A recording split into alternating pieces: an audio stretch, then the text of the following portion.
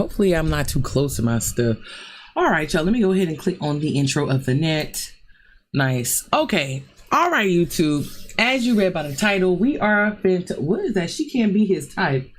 Oh Lord, that trauma. Did y'all even see that video? Let me stop. Let me not even here, turn this up. Give that any attention. Hold on. Let me pop out my chat for a second, y'all. Hold on. Bring this over here. Actually, yeah, bring her over here. Click on this video. Give that any attention. Hold on. Thank you. And then pop this out over here. Actually, pop out the chat. Pop out that chat. Bring her over here. And what are you doing with this? Go back. There we go. And bring her over here. Actually, go home. Oh, that was that. Go home. There we go. Okay. Hold on, let me see. 3 years ago. Yeah, that was so funny. All right, y'all. So we are here to take a look at some of the internet or YouTube's most scariest videos. So I want to type in, I should have said Mr. Ballin. I did not. What's up, Bars? Welcome back, buddy. Okay. Welcome back. All right. So without further ado, y'all, we are about to take a look at some of YouTube's scariest videos. We have not done this in a while, so it's about time we do, because I can't remember the last time we have. But without further ado, let me go ahead and type this in. He said Mr. Ballin. I was recommend. Wait, just type it. Ooh, hold on. Ballin? Did I type this right? Ballin scary videos. Yes, yeah. Oh, and just in case, y'all, if y'all ever is it Ballin? Yes, it is Ballin. If y'all ever, please pause this. Have any suggestions from any scary videos that you would like for me to watch? Please. Ew, what the hell? This man terrified the FBI and mature audiences. What the fuck do we do? Skinwalker. What should we watch? Hold on. Hold on, y'all. Check out the latest videos. Go to videos. 2 days ago. Damn, almost 1 million in 2 days? The Death Wave. Top 3 shocking but 100% true stories? Places you can't go. Top 3 places you can't go, but people went anyway? Well, you know, that's just people. Curiosity, man. Listen, hey, the only thing that's good for is if you die and it's reported and, you know what I mean? Then we know not to go there, right? But yeah, man, can't stop nobody's curiosity, man. People be that bored. People be that bored. No. I'm cool. Never ignore this guy. Who? Only one man knew the death recipe for this city. Okay, so he's interesting. Let me see. Anxiety warning. You can touch him, but you can't help him. Phobia triggers. Oh, Lord. NASA scientist becomes a believer after the shocking incident. Okay, so before we go to Mr. Ballin, because I don't think I've ever watched any Mr. Ballin videos, but we can get into him. But before we do, let me see. Does Mr. Nightmare have anything? Can we react to him? Mr. Nightmare. He probably don't. He be having those too, though. But let me see if he got anything current. 13 days ago. 3 disturbing true bar horror stories. Tubi. Let me see. Hold on, y'all. Pause that. Scary but true. Does he got any videos? What the hell? Using random Nautica. 4 months ago. Horrifying things encountered using random. What is Randonaudia? Nadia, what is that? I ain't never heard nothing like that. Should we or should we not? Full vid link below. The woods looking. I don't know. I don't want to go. I want to see some videos, y'all. That's what I want to see. Let me go. Let's look up some videos. Let me see. Depths of Despair. You already know that's my go-to. It is. But I need something. Is it Despair? Here we go. Yeah. Depths of Despair. Let me see. There we go. There you go. Baby. Thank you. So we started watching this, y'all, but I stopped it. So we're going to start this all the way over. Let's try her. Let's see what she got to say. Girl, unmute this, please. Exactly how much your car accident is. Skip. Okay, y'all, starting over. Let's go ahead and start. All right. The abandoned house. A woman named Andrea was renting a nice house in the middle of the woods to spend her New Year's Eve with her family. A few Wait a minute, hold on. She said she was renting. Okay, so that we're all together with this. She says she rented out a camp house or what is this? What do you call them damn things? She rented out a house, y'all. So let me see, an abandoned house. Oh my lord! Few What is meters up away with lies doing that another stuff big by house. yourself, However, though? Andrea has never seen any car parked or any people from that house. One night, while she's watching a movie with her mum around 4 a.m., they begin to hear loud banging sounds. But as they go towards the window to check, they realize it's coming from the nearby house.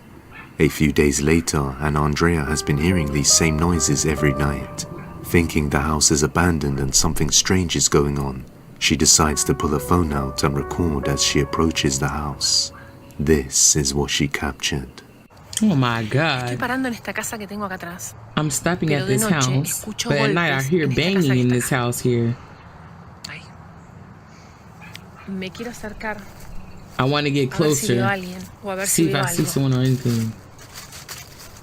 Creo que está abandonada. No tiene autos. No veo gente. Pero a la noche se escuchan golpes. Me voy a acercar todo lo más pueda para poder verla. Es esta casa que está acá, miren.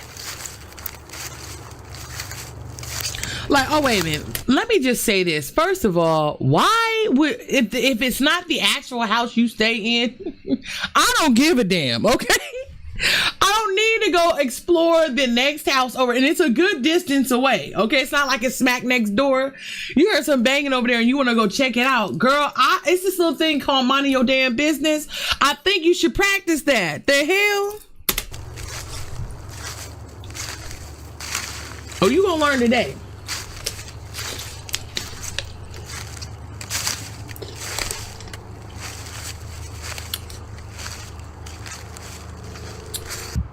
Okay, that thing looked like a fourplex or something.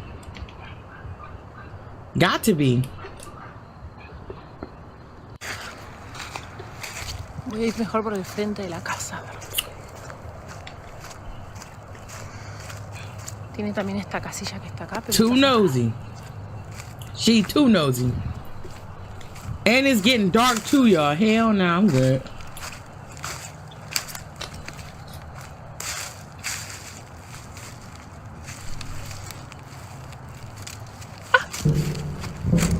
What? Where do you hear the footsteps?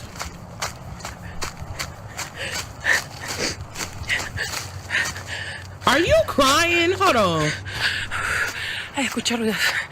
Me vuelvo para mi casa, chicos. No sé qué pasa ahí, no lo sé. Footsteps can What? be heard approaching, causing Andrea to get scared and run back towards her house. Oh my But what she God. didn't notice is at the same time as the footsteps are heard, something dark appears out of nowhere going towards the house from behind the tree. Some people say in the comments that they also see a dark figure in one of the windows, Where? but I'm not too sure. Also, as she explains why she ran away, a disembodied voice can be heard in the background. Como les dije, parece la casa. Oh my God, y'all. Okay. All right, let me give this another chance, y'all. I'm trying. To me, that's not scary at all. I'm sorry. I want to really get scared watching these videos, y'all. And I'm not getting scared with this. This is bullshit to me. So let me let it finish, and then let me just judge afterwards, okay? Because this is bullshit. Like, that's it? Some footsteps? Come on, depths of despair? Boo-boo. Come on, let me see Casa this. que estuviera muy lejos, pero si vamos al dormitorio, Ungrateful la in the casa mud. está Let me see. pegadita al baño. Ahí la pueden ver. Is this house haunted? Or is there another explanation for this? Let me know what you think. I think garbage. What the Trust hell? your dog. I get at 2 In the stars, yo. That following was video, whack as a hell. man Wasn't was scared home at all. alone one day with his dog Charlie when he starts hearing his dog begin to bark aggressively, seemingly out of nowhere, in one Really? particular room. This strange behavior continues for about 15 minutes, so he decides to record the occurrence when something chilling is captured. What Watch is he looking at? closely. It has been freaking me out for about 15 minutes. I know, dude. It's going a on? full-time job. What are you seeing? And something's been spooking him. He's jumping around. This dude. What the hell was that black thing? What are you seeing? What? Why don't you back up? Charlie. I know. Calm down. It's Oh, that's crazy. I see it too. You're freaking me out, buddy. Okay. Oh, okay. Yeah, he focused. Should we go, Bubba? You tell me when it's time to go. 'Cause I don't Y'all know see what it? you're looking at, but when we need to go, you let me know, buddy. What's Okay, that freaking tail you is out, bud? up, honey. He is high alert. Okay. Should we go? Yeah? Oh, You leave shit. when we gotta go. As soon as you walk out. They I'll be always right say behind get you. out though. Like what the A fuck? I small ain't gonna dark know. shadow, almost like a black orb, can be seen moving around the wall, causing the dog to behave aggressively as it reacts to the strange sighting. A female voice can also be heard whispering, "Get out." And the dog Charlie barks immediately afterwards, as if he reacted to it. You can see that whatever this is really bothers the dog. However, Not only that, y'all, like I was gonna say, okay, it might be fake, but then again, it's still good though. But as the dog moves his face around, that dark shadow figure, like he follows the figure like exactly, like, you know, like precision on point, like he's following it. So the fact that the camera captured that, I don't know, it could be fake. I don't know, man, but the precision is too well, man. Too well. The dog was following that figure too well. Or entity, the dark circle. Yeah. However, this isn't the So I don't first know, time but this is creepy the- paranormal whoa. events have happened in his house. Oh, this So is he that should dude. trust his dog's instincts. The doll Okay, I give that a gift. 6. That was cool. That A was mother creepy. named Sarai received a doll as a Christmas gift for her young daughter, seeing as Christmas was just around the corner. Everything seemed fine at first, but it wasn't long before the doll began to activate on its own Oh, hell and start nah. moving, I along do with not other do the strange doll, things okay? that At followed. all. A esta muñeca se la regalaron a mi hija, esta ahorita para Navidad. Quedé sola yo aquí en mi casa hace como que unos 2 o 3 días y yo estaba acostada cuando sola empezó a sonar, pero si se dan cuenta no tiene absolutamente nada aquí, porque yo todo le quito, pues mira, si le tocas absolutamente todo se le quita, mira, mira. Sarai explains that the doll only activates by pressing the button on it, and the doll is only supposed to walk and sing at the same time. But as you can see in the video, the doll appears to blink all on its own, and its What? lips even smile when Sarai touches the doll. Now, about 3 days ago, Nah, come on. That's bullshit. Hold on. Hold on, y'all. Wait a minute.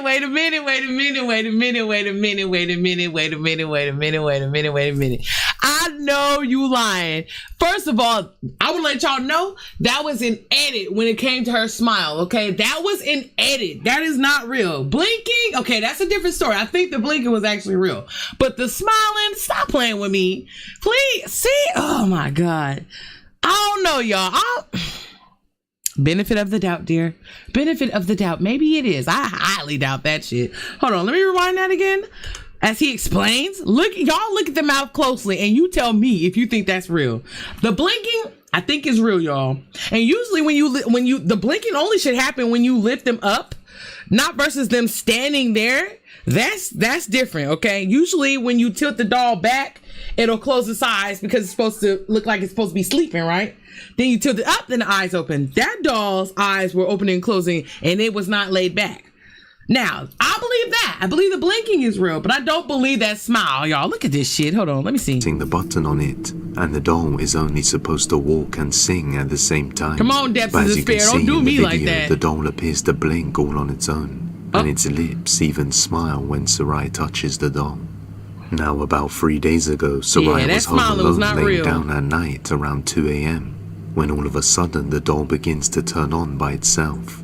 Sarai stands there in disbelief before pulling her phone out to record this. Mira, es lo que te dije, esta muñeca no para de moverse, estoy aquí acostada y mira, fíjate.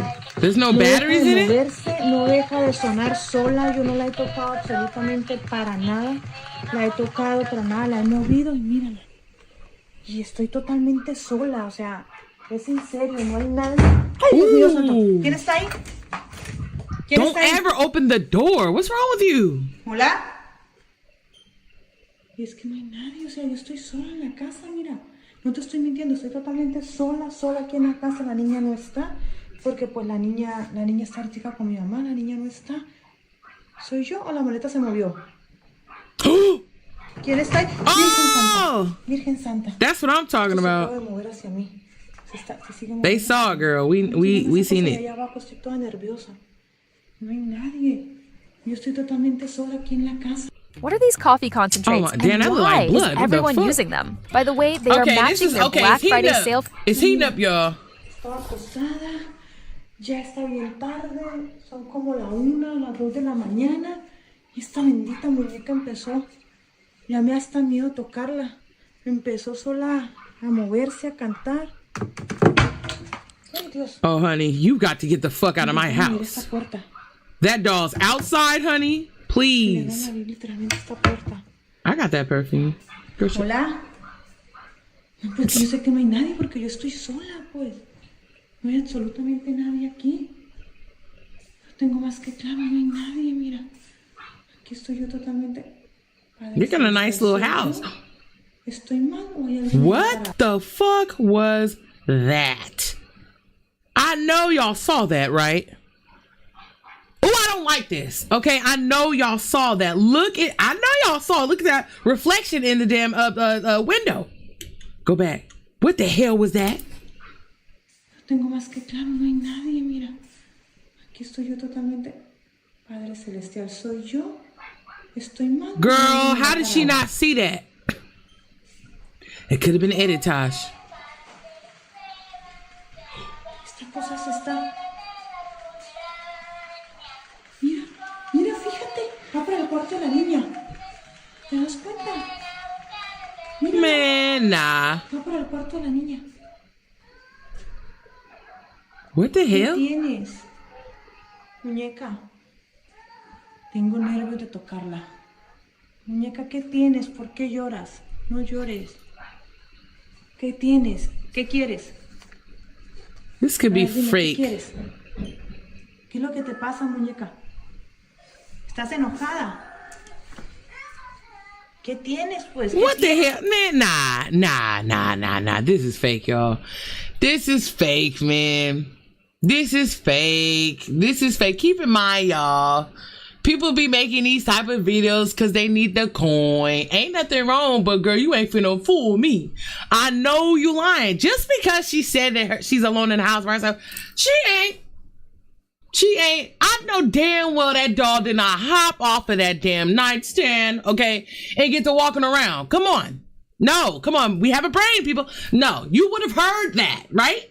I mean, I don't know. But I'm saying, though, like, come on. Somebody quietly placed her on the floor. Would she just blink and she's there? Come on now. Now, the weird thing is she's crying. I don't know if that doll is meant to cry like that, but it sounds like a real baby crying. I don't know. I ain't never seen this type of doll, y'all. They don't know if it was ever sold in stores commercially. You know what I mean? For all I know, they found this thing somewhere in a foreign country. I don't know. But let me see this, y'all. I ¿Por qué definitely don't lloras de believe esta it, forma? though. ¿Qué tienes? ¿Qué vas a buscar al cuarto de mi hija? ¿Qué se te perdió allá? ¿Nada se te perdió en el cuarto de ella? Pues ya son, ¿qué les digo yo? Las What's 2 up, de la here? mañana. Miren, van a ser las 2 de la mañana. Está bien raro que en la puerta, exactamente en la puerta de mi casa, está llorando un gato después de lo que acaba de pasar con esta muñeca. Creo que acaba de pasar con esta muñeca. La verdad que, vaya, estoy nerviosa, sí, por lo que pasó. No tengo miedo, no me da miedo de que una entidad, un espíritu, un demonio, lo que What is sea, esté happening? aquí. Ya fui, ya miré, no hay absolutamente nada. What was there about it? What were they circling? I didn't Pero see no hay nothing. absolutamente nada en el patio. Aquí totalmente sola, no hay nadie aquí conmigo. No hay absolutamente nadie. Oye, la muñeca. Mírenla. Detente, te vas a caer. Detente. Yeah, this is fake. Y no deja de moverse. ¿Se dan cuenta? Les grabé absolutamente todo lo que pasó con ella. The doll repeatedly moves all on its own. Then the bedroom Fuck that. Take them batteries out and get rid of that damn doll, okay? And how old are we? Like, I mean, you know, no. Some people like, what she say, she got that as a gift. Do not trust no shit like that. I'm just saying, man, you a whole grown, she look like she's about 32 years old. And I'm not shaming nobody who want to collect anything of the sort. But at the same token, girl, once they tell you that shit is haunted, oh, out the door, okay? I don't need this in my house, okay? I like to sleep nicely at night. I always have a hard time any damn way, let alone have a damn doll near me, honey. And I can't sleep? Oh, bitch, you got to go. For real. I ain't gonna burn you. You can stay your little ass up in this doll, but you got to get the hell out of my house. For real. The door slams shut by itself, and a suitcase begins to move keep on it its nice. own. Even creepier is that the figure of a small girl can be seen through the window outside, before the doll starts to move on its own once more. And even worse, it begins to cry. Then she starts to hear a cat crying outside her door. Sarai believes the doll is cursed and haunted, which may be the reason why it was gifted to her. Hopefully she decides to get rid of it before things get worse. But as always, let me know what you think down in the comments. If you have any video also, she's sitting there thinking like, if she nice to it, ain't gonna hurt her, girl. It's called attachment, girl. You better stop playing. You better stop playing. You really better stop playing if you start having them damn dreams. You start having them dreams, girl. Oh, get rid of that. Get you some sage. Go get a priest, honey, and put some blessed soil and then white crystals around the windows and the doors. And you best pray, honey. I don't got no time, honey. It's not for me. Okay? What's up, Rihanna? You can send them over to depthsofdespairbusiness How you doing? gmail.com. Happy MLK Day, okay? TikTok at Depths of Despair YT. Girl, keep going. Dark on the channel before The Haunting Hour. I've featured Zark on the channel before. He recently moved from India to Dubai to escape a terrifying haunting in his house. But the activity followed him to the new house and got bad enough that he had to send his family away to live with his relatives. Zark often hears noises, but when he records, he realizes there's nothing there. I think I'm gonna go crazy very soon, because I'm hearing stuff and I don't recognize whether it's happening real or not, because whenever I record videos, when I play it back, all I get to know is that there's no sound in the video. It's bad enough to the point where he can't always tell what's real or just in his head. Hello, I knew you was gonna say something about that difference, y'all. Okay, so that should let y'all know what you say. He said, so did anyone else notice TJ left the brush alone for now? Okay, but I gotta let y'all know, only because it ain't hot, but it is starting to warm up around these parks, y'all. But the brush will be back soon, okay? And y'all know y'all love my brush, okay? My brush love y'all. Y'all better love my brush, okay? He also explains that every night when paranormal events start to happen, the light switches in the house no longer work, even though all other electrical appliances are still functioning. You know, one thing I think I've seen him before. I always remember is like people ask me, why is the home always dark? His videos. I'll show you something. You see? The light switch, all three are on. I usually keep them on because normally during the... Today I'm packing a first-time subscription order and also showing you what it's like to build a box on our site. First, pick how many... haunting us, the lights go off. Oh yeah, Pierre, we finna get into Mr. Ballin after this one. I just wanted you to help me choose a video. My previous videos, you will see all these buttons, all the switches. They work for the chandeliers and the lights over here.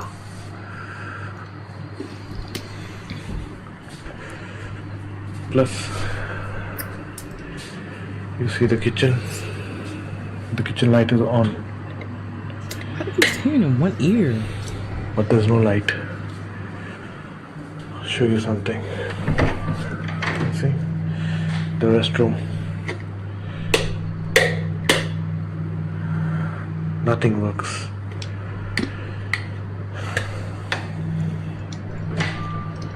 But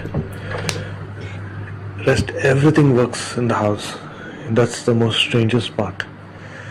As you can see, the TV switch, the light is on. See? You can see the camera light is on. Oh, look at Son, it's so cute. Even the switches. See? The red light. I'm wondering, like, what did he do for this thing to follow him? Or get attached to him? You know what I mean? Oh, Lord, I pray, please, mental peace over everything, please. So everything works at home except the lights during the haunting hours. I'll show you something as well. You can see this? All the appliances work at home. Oh my God. And could you imagine, y'all, you sitting there, it got so bad, y'all. He has to stay by himself. He had to send his family away. He can't even enjoy his family, y'all. Oh my God. And he's been making these videos for some time, y'all. So every now and again when I watch like Depths of Despair or Slapped Ham or whoever, y'all, I run into they show some of his videos, y'all. So whatever is has attached themselves to him, you know what I mean? It makes me wonder, like, for one, how? When did this start happening? And did you like go in some sort of secret ass cave? I mean, you know what I mean? Oh, some old hidden like burial ground somewhere? Like, I do not know. But honey, not this randomly happening to him. This is like what second place they moved to, and it's still following him. So, how do you get rid of that type of problem? Because people go through this shit. I'm sorry, there's nothing much in the fridge because it's only me now. All I just eat nowadays is just croissant and I have some drinks. Boy, get to the paranormal activity though, low key. Low key.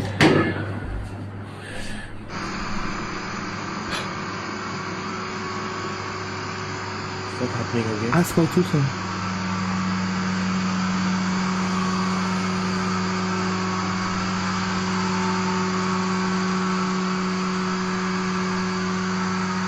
Thank you, Bars.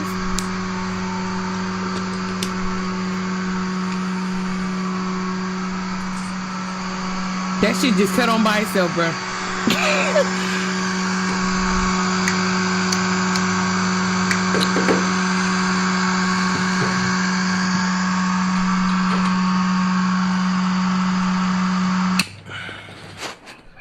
He explains that whenever the light switches stop working, he knows that is a sign that the activity has begun in his house.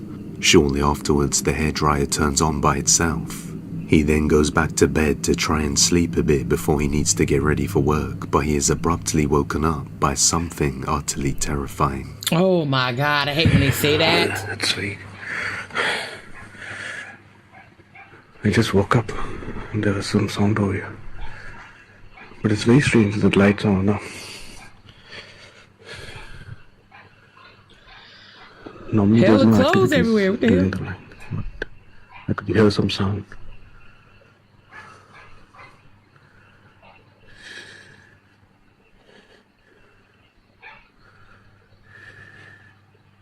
Oh God. The haunting hours begin.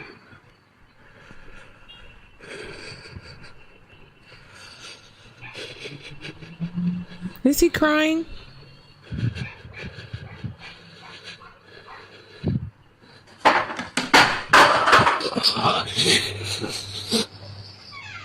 Ooh, see, The door just opened. Oh my God!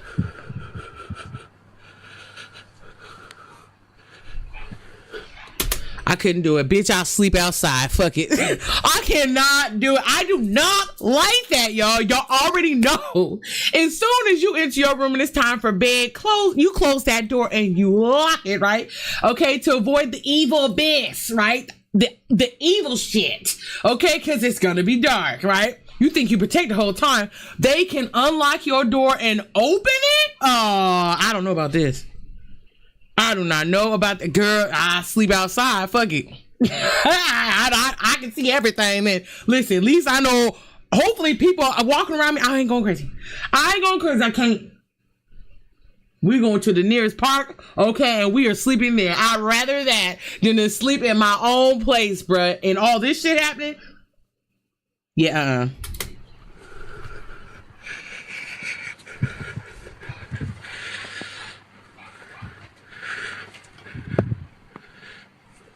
What is that on the floor? Oh.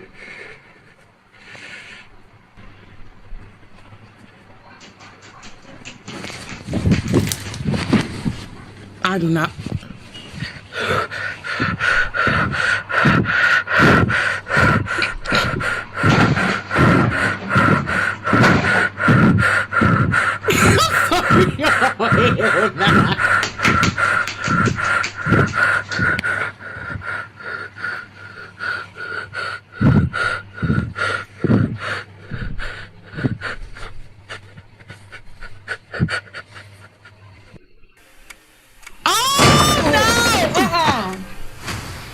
Girl, his ass was under the covers, okay?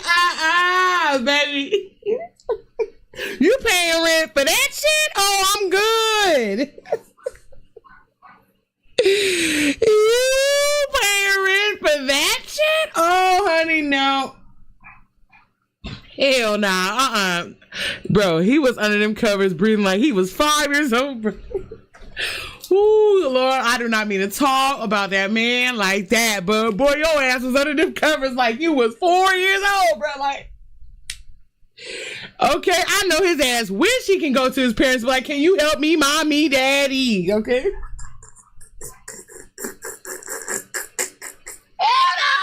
Oh my God, no, y'all. I would have pissed myself, bruh, if I heard them damn footsteps coming towards me, honey, and I about put myself under them covers. Hell no, we gonna swing. Y'all remember, what is that? We gonna swing like Boys in the Hood. Fuck that. I know I ain't gonna hit the ghost, but bruh, man, I got to feel protect something. Somebody protect me, okay? I cannot sit there and allow.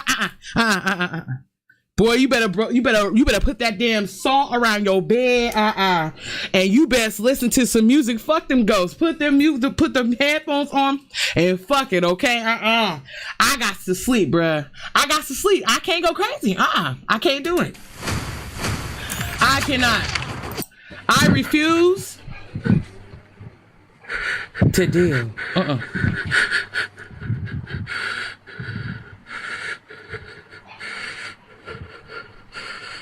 Ready to close that door.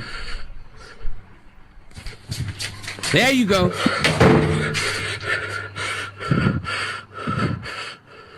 Okay, I'm confused. Is that the front door?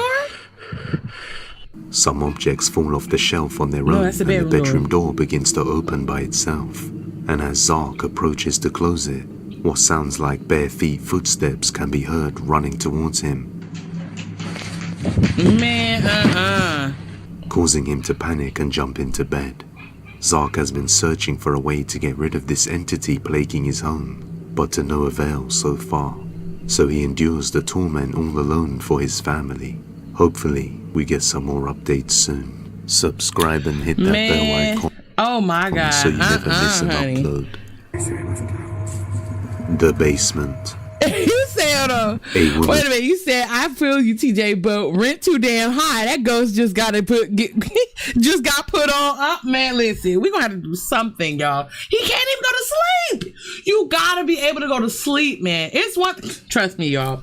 I have a few friends that done stayed in some haunted houses for years, okay? But best believe, black folks, we gonna sleep. Fuck that. Ghosts or not, we gonna sleep. Fuck that. We just got, you know what I'm saying? Hey, I gotta get some sleep. Okay, he by himself with this shit. Okay, he by himself with this shit, y'all. That's horrible. He can't bring. As soon as if he did have friends, okay, one encounter at your house, bro, I swear to God, I ain't going back. Okay, hell nah. I told y'all about when I spent the night at my childhood best friend's house. We were. Y'all, I've been having a sleep problem since I was little. I don't know what's wrong with my mind. It's insomnia. Sometimes I just can't sleep. Okay, I literally have to tire myself out so I can go to sleep. I refuse to take pills for that. You know what I mean? I have to tire myself out, read a book, or do something to tire me out so I can literally go to sleep. Okay. Anyways, I spent the night at their house, y'all. There was nobody upstairs. Everybody was all downstairs. We were watching what's that alien movie with Mel Gibson ass? Okay. I forgot what it's called, but honey, I was the last one up, y'all. Everybody fell asleep, and I hated this because I hate sleeping in at a new person's house, and I'm the only one up because then I'm just listening for shit. Like, I gotta entertain myself, like, you know what I mean? Weird. I know. I got it. I got you. I get it. But honey, this night particular, man, everybody was downstairs. Everybody else had fell asleep. We all in the living room. Okay. Honey, the movie is over with, okay? The credits are going up. All you hear is the music, but the TV's turned down low. Y'all, tell me why, man. I heard steps just going back and forth upstairs, an upstairs hallway, okay? Big stomps though. Dude, there is nobody upstairs, bro. I started hearing them come downstairs, like the way the living room was set up, you're literally like, there's a blind spot. You walk at the front door. Okay, you go walk in straight the front door. To the right is the living room, right? To the left is the kitchen, all right? When you first open the front door to the house, there's a set of steps to your right. As soon as you walk in, there's a set of steps that go up one flight, and then you make a left and go all the way up the stairs, y'all. Okay, so there's a blind spot before you get to the living room, right? I hope y'all follow me. Y'all, I heard those big thumping upstairs going in the hallway and on their way downstairs. Bro, I kid you not. First, I was like, okay, I'm gonna just wait for it. Everybody knew their house was haunted, y'all. We all knew this shit. They dealt with it. They dealt with it, okay? Got a deal for renting that place out. Fuck it. They was cool. They stayed there for years. Whatever, right? Okay, we spend the night, bro. Again, I'm the only one up, y'all. I hear the thumping going up and down the hallways, right? I start hearing that shit go down the fucking steps, okay? And honey, I was waiting. I was like, oh, it's just gonna go away. Okay, mind you, I'm sweating fucking bullets. Why? Because I was sleeping near the end of the couch closest to these damn steps. Best believe when I tell you, I start hearing the steps continue down the steps during the second flight. Like, remember I told you there's the first flight, then there's a second flight when you end it right to the front door. Soon as I heard it go down towards the first flight of steps, I woke everybody ass up. Hey, okay, Keith, okay, Shannon, get up. Siobhan, get up, girl. I know you hear that shit. Everybody woke up, bitch. I'm all sweating bullets and stuff. What's wrong? Tickle, get up. Okay, Oh my God, y'all. I didn't give a damn. It's like probably 4 a.m. I'm like, y'all all gonna hear this shit because I'm not, if I'm scared, we all gonna get scared. Agreed? Amen? Thank you. Okay, all right. Wait for daytime. I swear to God, when daylight came, y'all, I felt like I was saved, okay? I don't know what it is about that daytime, but baby, you feel all is forgiven. You are saved from the bad shit, okay?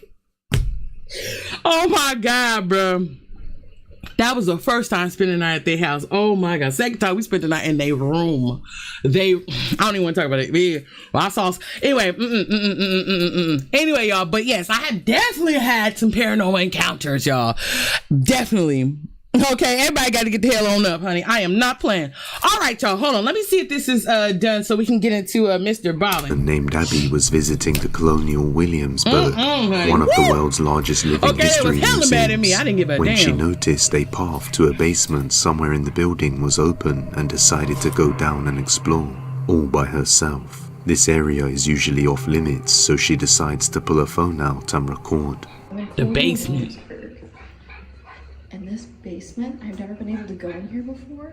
It is so freaking scary.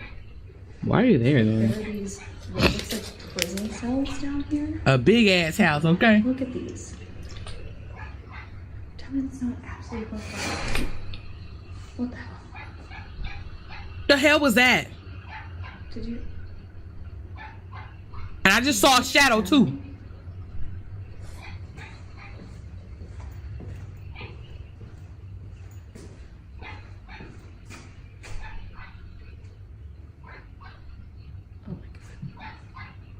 Hello?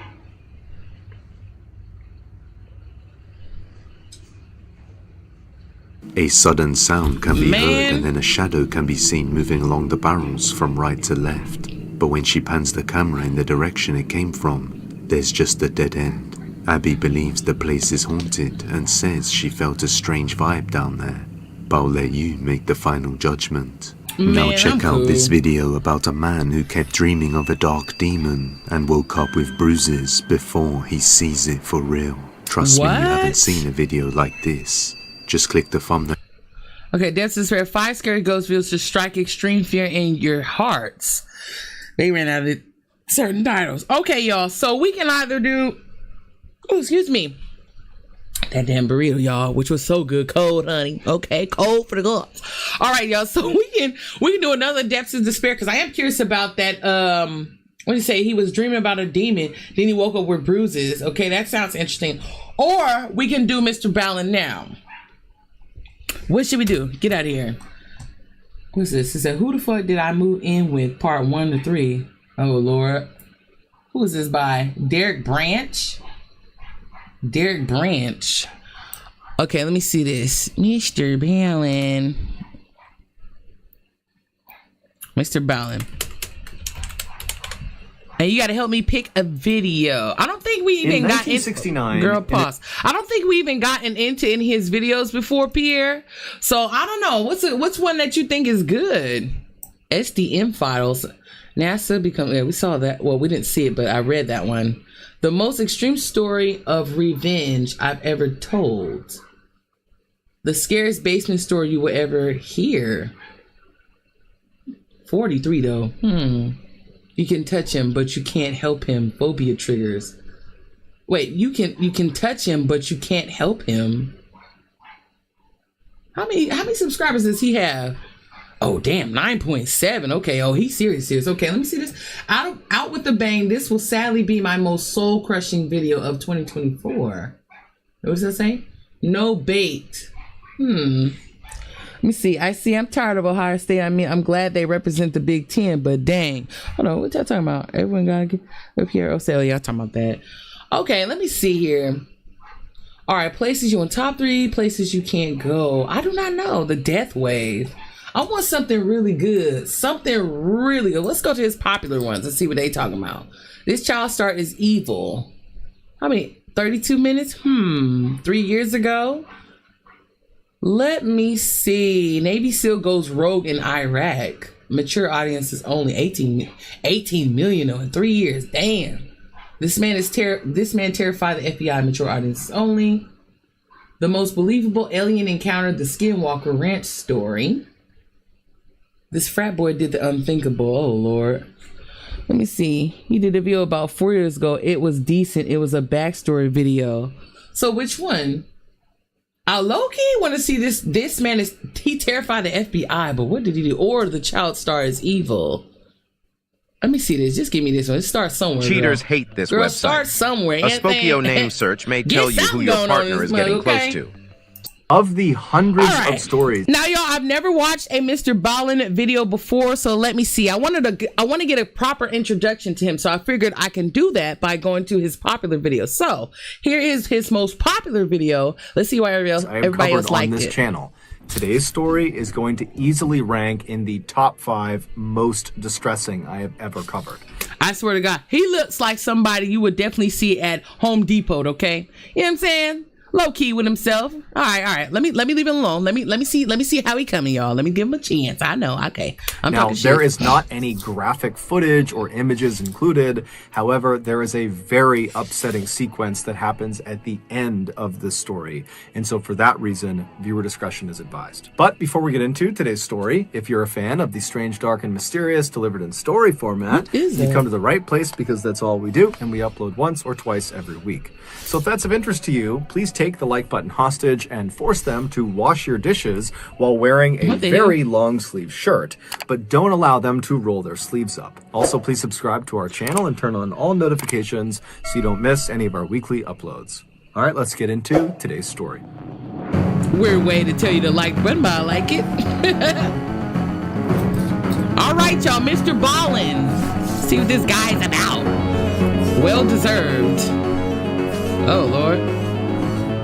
Disturbing images and statements, pure discretion In is 1986, advised. Tom Hawks was a 39-year-old father of 2 teenage boys. He had previously been married to his boys' mother, but they had ultimately gotten a divorce. That year, Tom and his 2 sons were at this local chili cook-off in their neighborhood in Newport Beach, California, when Tom was looking out across the sea of people, and he sees this stunningly beautiful woman he's never seen before, and he just finds himself staring at her. And he stares at her so long that this woman, she ends up noticing, and she looks up and kind of smiles and blushes and looks away, and Tom immediately is totally embarrassed because he just got caught staring at her, and so he decides, you know what, I gotta go over there and introduce myself. And so Tom, who's this totally ruggedly handsome, muscular guy with this incredible mustache, he strides across the lawn and he walks up to this woman and he introduces himself, and she is all smiles, and she says her name is Jackie and she's 29 years old and she's single. And from that point onward, those two completely hit it off. They fell madly in love, and just a few years later, in 1989, they got married in front of 150 of their closest friends and family, and then after the wedding, Jackie moved in with Tom and his 2 boys. And even though the boys... Okay, wait a minute. So those aren't his kids. Those were her kids. He met her and she had 2 kids already. Okay. His mother was still alive. They began calling Jackie Mom, because Jackie not only lived with them, but also because she was so devoted to them, and she just was such a loving and kind person that it just made sense to do that. Also, Jackie, when she was 22 years old, she had gotten into this horrific motorcycle accident, and the internal damage that accident had done to her had left her unable to have kids of her own, something she had always wanted to do. And so when she had the opportunity to be these boys' mother, she really leaned into it. And so wait a minute. Okay, I'm confused. So the 2 boys are his kids? They weren't hers. She can't have kids. She was like this fabulous mother. So over the years, Tom and Jackie raised their 2 sons, and then in 2002, when the boys were all grown up, they left the house. Now, this was a sad moment for Tom and Jackie to suddenly be empty nesters. I mean, so much of their identity was wrapped up in being parents, and they were very close with their sons. But at the same time, they knew this day was coming, and they had actually been preparing for it for several years. They had been putting money aside every single year to prepare for when their sons left, because they wanted to time it so they could retire at the same time. And their idea of retirement was to go buy a yacht and just live on the yacht and sail up and down the California and Mexican coastline. Now, neither Jackie nor Tom were wealthy at all. However, they were very good at saving money, and they were very disciplined, and they could live frugally. And so over the past couple of years, they really had saved virtually every penny so they could afford to buy this yacht. And so finally, in 2002, when their sons do actually leave, Tom and Jackie, they sell their house in Newport Beach, California. And between the proceeds from the sale of their house and all this money they had set aside, they had enough to purchase this kind of beat-up, old, small yacht. And so this yacht they named the Well-Deserved. Even though this yacht was by no means a glamorous yacht like you think of when you hear that word, Tom and Jackie adored this boat. And so as soon as it was theirs and they... Bro, like, first of all, shout out to them for staying dedicated and focused. Okay, they actually stuck to the plan, y'all. Stuck to the plan. They saved their money, okay? Waited till they boys got old enough to leave the house, okay? So they can sell their house and buy a yacht so they can coast, so they can sell the coast, y'all. Shout out to them, okay? Talk about motivated, honey. No distractions, okay? I need some of that, honey. I just got to put that out there because, honey, in today's time, okay, soon as I see a Target, I'm like, I feel like I got to buy something, honey. I just got to shout out to those who really stay dedicated and save your money. I swear to God, it'd be so hard these days. But yeah. They had docked it in Newport. They moved all of their belongings onto this boat because they're going to live on this boat. And then they began meticulously cleaning it and organizing it and upgrading it everywhere they could within their limited budget. And by the summer of that year, this boat was beautiful, both on the outside and the inside. It was very cozy and very clearly had the touch of Tom and Jackie. It was a home. And so for the next 2 years, Tom and Jackie, they lived the dream. They took that yacht and just sailed up and down the coast of California and Mexico, and they would watch these beautiful sunsets, and they would catch fresh fish, and they would drink cocktails together. I mean, they were really enjoying their retirement.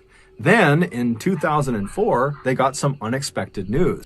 It takes 5 seconds to skip the video and also just say either video is fine, but if you need permission to... I don't. One of their sons. Hold on, I gotta say this. I don't. You say either way, video is fine, but if you need permission, I don't even know if I need permission for this. But to Mr. Valen, if you happen to see me view this, bro, if you need me to delete it, I surely will. I mean, no disrespect by watching it. I just want to enjoy it and get an introduction of you, sir. So far, I'm liking this, y'all. I really want to hear what's going to happen in this story. Son told them that he was now expecting to be a father. And so this baby was going to be the first grandchild of Tom and Jackie. And they were so excited, especially Jackie, because remember, she wasn't able to have kids of her own. And she just loved the idea of getting to be motherly again and the idea of getting to hold this precious little baby. And so even though Tom and Jackie were absolutely loving living out on this yacht, they decided that the time was right to actually sell the yacht and then take the proceeds from the sale of the yacht and buy a house on land to be closer to their son and this grandbaby. So in November of that year, the Hawks place an ad in this fishing magazine for the sale of their yacht. They were asking for about $500,000. And very quickly after this ad went live, this young couple who had saved up some cash, they offered to buy it. Tom and Jackie were totally thrilled, and they called their 2 sons to tell them the good news that they had this buyer and that in the next couple of days the sale would be finalized and then they would be in touch. And so the sons, they're expecting to get a phone call from Tom and Jackie any day. But a couple of days goes by and they haven't heard from them. And so the sons begin calling their parents, and their parents aren't picking up their phone. Now, Tom and Jackie were not the type to go any amount of time without being in touch with their family. And so this was very uncharacteristic.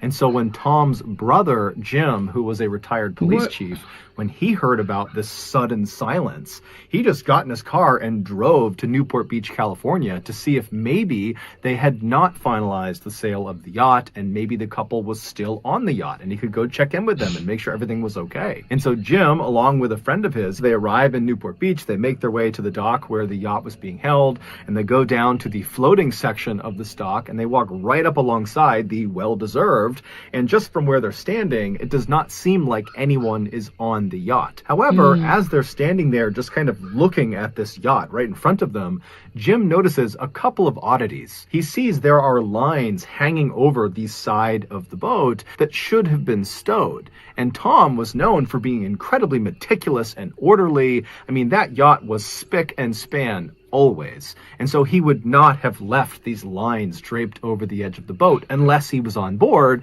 and he wasn't. And so Jim's also looking around and he sees there are a couple of tarps that go over some of the control panels that had been taken off, but then not put back on the control panels.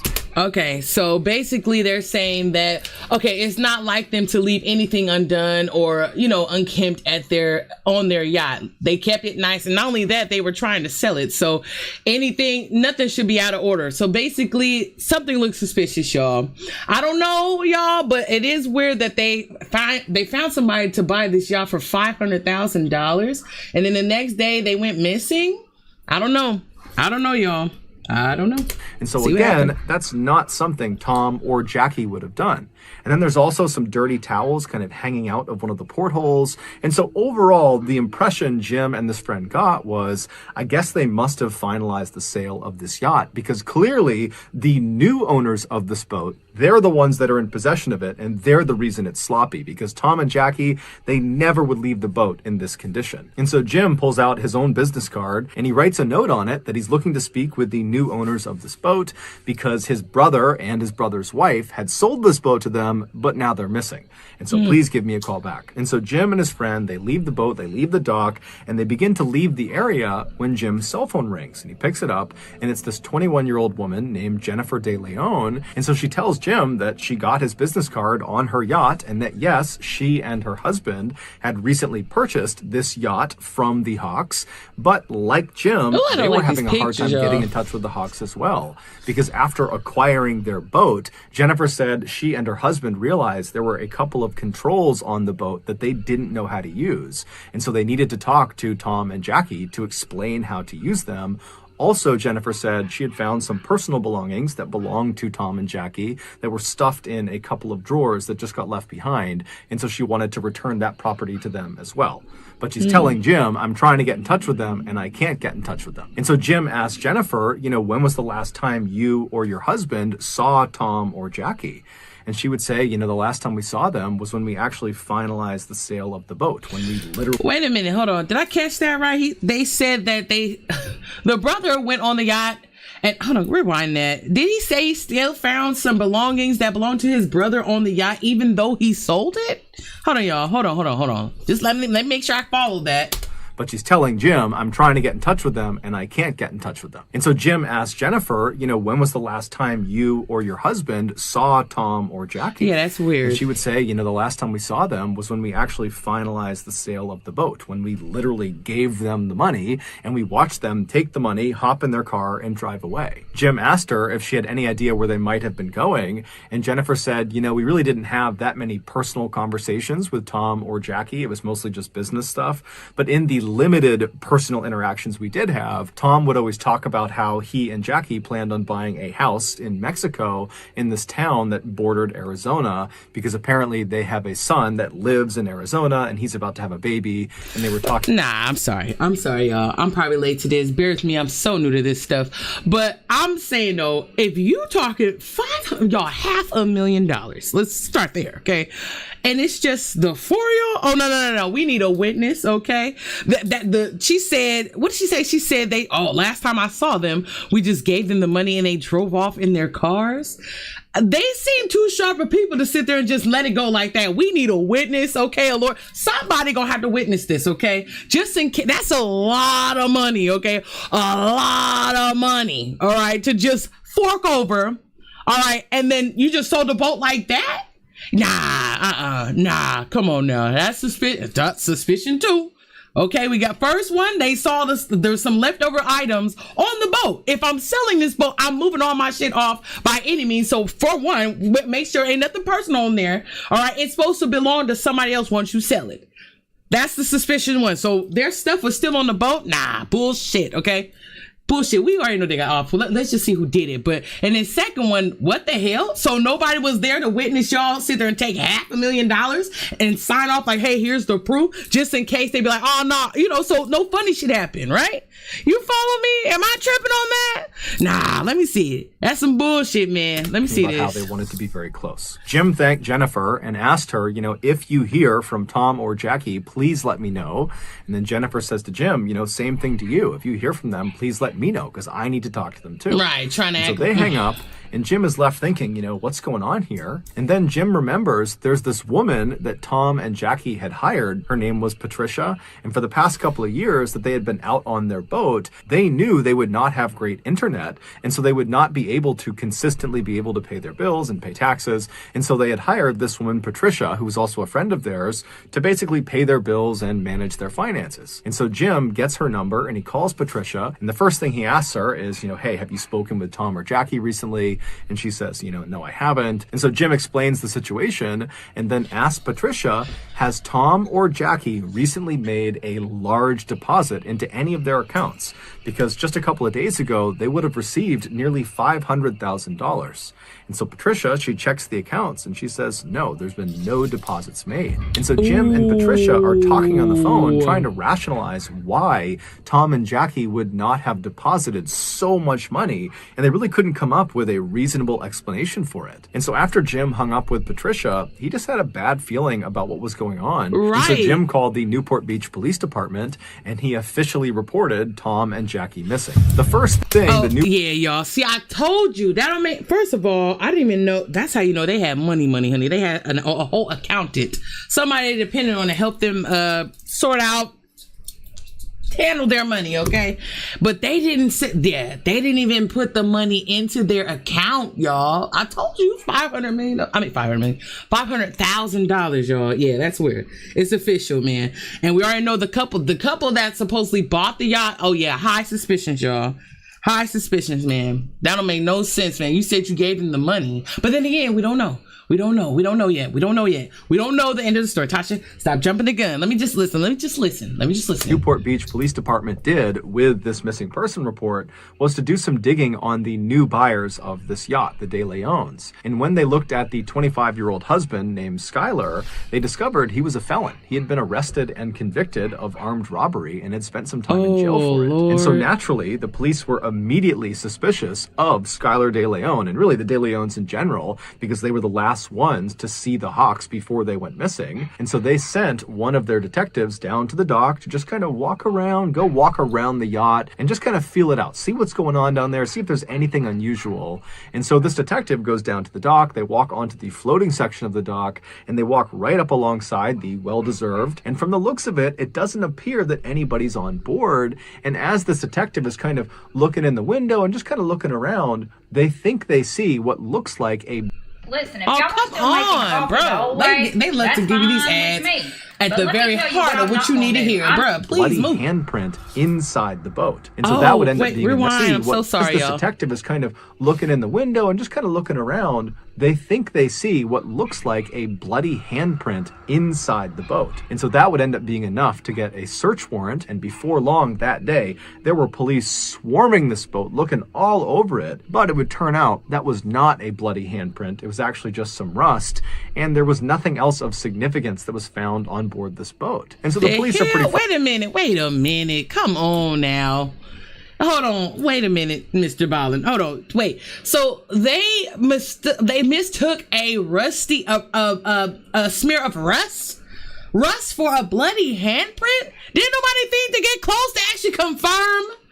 Oh my God, y'all. Oh my Lord. Girl, frustrated keep going. Because they really don't have any leads. And so they contact Skylar De Leon and they say, hey, you need to come into the police station and explain exactly what happened during your final interaction with the Hawks. And so Skylar comes to the police station. He's totally cooperative. And he explains to the detectives that, you know, he saw this ad in this fishing magazine for a yacht. He contacted Tom Hawk and said, I'm interested. The two of them met up and then went out for a sea trial, which is basically a test drive, but for a boat. And during the sea trial, Skylar told Tom that he liked the boat and he wanted to go forward with the purchase. And so on November 15th, Skylar, along with his pregnant wife and his young daughter, and also a notary and another person, a friend of Skylar's that was there just kind of as a witness, they go to the parking lot of the dock right near where the yacht is. And then the Hawks show up, Tom and Jackie, and the De Leons literally hand over a suitcase full of cash to Tom. And then Tom and Jackie, with the notary, they signed the sale documentation, basically giving the boat over to the De Leons. And then Tom and Jackie took their suitcase full of cash, hopped in their SUV, and they drove off, presumably to go to Mexico. When the police asked Skylar, how were you able to afford such an expensive vessel? Wait a minute. So they have proof that, that what they said was true? I ain't never heard a transaction happen like that. I'm saying 500,000 and saying I'm going to be very cautious, okay? I have I would assume be my life savings. You got some money like that. You know what I mean? We about to be very protective, honey. I'm gonna go stand by that car, girl. And if you got that heater ready, let me know, okay? Because we don't know who we dealing with, honey, in these times. All right, okay? But I guess so, y'all. Okay, all right. So Skylar would tell them that back in the 1990s, he was actually a child star, or kind of. He was an extra on the very popular TV show Power Rangers. And from being on that show, he had made a bunch of money and he had set it aside. And as Skylar is telling the detectives this, he kind of just stops himself at some point and he's like, you know what?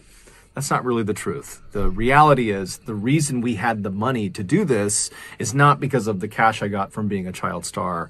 It's actually because I stole the money. It would turn out that armed robbery that Skylar was convicted for and spent some time in jail for, that was because he was stealing money from this drug kingpin. Hold on, what the fuck? Who is he telling this? Is he telling this information to the cops, y'all? I'm so sorry, y'all. Help me follow. He tried it with that child. First of all, you ain't gonna get paid for doing one little itty bitty scene from a damn Power Rangers. That boy was spreading it like mayonnaise, wasn't he? You tried it. You'd be like if your ass got $500, let alone 500,000, bitch. Stop playing with me, okay? Who do you think you're talking to? Okay, but what I really want to know is who's he telling this story? He did not tell no cops this. Did he tell the brother this, or did he tell the cops this? I know you lying. Like, boy, he was trying to spread that thing like some cheese, wasn't he? Come on. Before he was arrested and sent off to jail, he had managed to take the money that he had stolen and hide it. And then after he had gone to jail and got out again, he came back to his hiding space and he just retrieved the money. But this money was stolen drug money, so it was hot. And so he needed to get rid of it. He needed to launder the money. And so that was why he was buying this yacht. He was going to buy it with this dirty money in bulk, in cash, and basically transform this hot, dirty money into this yacht. And then he was going to sell the yacht and get clean money for it. And so the police are totally shocked at this confession, to wash it, because Skylar has just completely incriminated himself in a money laundering scheme. But the police would ultimately say to Skylar, you know what, we're not going to charge you with money laundering because you're being so forthright and helpful with this investigation. And so they let Skylar go. The police would go on to interview Skylar's wife, Jennifer, as well as the notary and also that other friend who had come along. Oh my God, he's going fast. Sorry, y'all. But okay, I just want to make sure I follow this so I can give y'all proper commentary. But anyway, I want to make sure I follow it mostly. But so basically, he tried to wash the money that he ended up stealing, which is common, like, you know, so he got out. But that's crazy though. They weren't able to track down that much like money like that. And why would you want to buy it? Oh, well, remember, Tasha, it was to wash the money. Right. But yeah, I just want to make sure I caught that. He was telling the cops this. I was like, you telling the cops this, bro? Did you incriminate yourself again? Hold on. But okay, all right, y'all. Washing the money. Okay, and then they let him go. There's no way he can even prove that anyway, or they could prove it. But even if he admitted, that's something else. But yeah, okay, all right. So he was trying to wash the money, which he did. For that final sale of the boat, who was there as a witness. And so the police interview all three of those people, and they ask them, you know, what was your final interaction with Tom and Jackie like? And they all described the same situation of seeing Tom and Jackie taking the suitcase full of cash and then signing the paperwork, hopping in their car, and driving off. The only detail that seemed to differ amongst these four people who were there was the way Tom and Jackie were acting. Skylar made it seem like Tom was kind of anxious and paranoid about having all this money, whereas the notary said, you know, Tom and Jackie seemed completely normal to me. After all the interviews with these people who had seen Tom and Jackie last, the police felt like they had kind of reached a dead end and just didn't know what to do next. And so they went to the media and asked them to put out a bulletin that had a picture of Tom and Jackie, as well as a picture of their vehicle, and it asked people to come forward if they had seen them. And sure enough, within a couple of days of this bulletin going out on TV, this older couple in Mexico called the police to say the Hawks SUV is right across the street from me right now. It's parked right on the road. And so naturally, the Mexican authorities, as well as American authorities,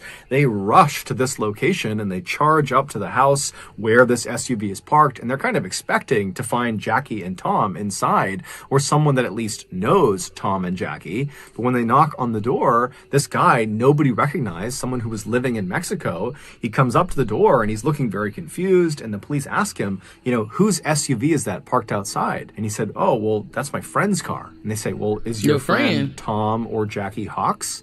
And the guy's like, no, who's that? The car belongs to Skylar De Leon. This was, of course, the moment when the police Wait a minute. That's his son, right? This is his son, right? Realized Skylar was lying to them. He had told police the last time he had seen Jackie and Tom, they had hopped in their SUV and they had driven off. But clearly that was not the last time, because he somehow managed to acquire their car afterwards, and then he gave it to this random person in Mexico. So the police in Newport Beach, they used Skylar's money laundering confession on camera to bring him in. They arrested him on money laundering, and then with him in custody, they searched his home. And inside of his and Jennifer's house, they found all these things that belonged to the Hawks. Things like laptops and video cameras. Oh, wait a minute. Hold on, y'all. De Leon is the one who bought the house? Bought the yacht? Oh, Lord. Let me know in the comment section, y'all. Honey, we a little lost. Hold on. De Leon is one of the original purchaser, right? Or is it the son? Girl, the Hawks, that would make him, it would be a Hawk if that's his son, girl. Bear with me, y'all. I'm trying to catch up. I think DeLeon is the purchaser, Taj. I think so. Okay, hold on. Right, because he's getting apprehended. Go. Tom and Jackie would not have left behind on the boat. But despite all this evidence connecting Skylar De Leon to the Hawks' disappearance, he maintained his innocence and said this was just a big misunderstanding. And then while he was in custody getting grilled by police, his wife, Jennifer, was also saying the same thing, that Skylar didn't do anything. She was even going on talk shows and talking about how this is just one big misunderstanding and Skylar had nothing to do with the Hawks' disappearance, that they are just as concerned about Tom and Jackie as everybody else is. Okay, but how the hell did they get the car? But the police were not buying it. They knew Skylar knew something that he wasn't telling them, obviously. However, they weren't really getting anywhere interviewing Skylar. He was just kind of saying, look, I had nothing to do with it. And so the police decide, let's go back and re-interview the notary and also that other friend who was there as a witness on that day that the final sale of the boat took place. And so they call the notary back into the police department, and the notary is this woman named Kathleen Harris, who's never gotten in trouble in her life, and she's been a very successful notary for a long time.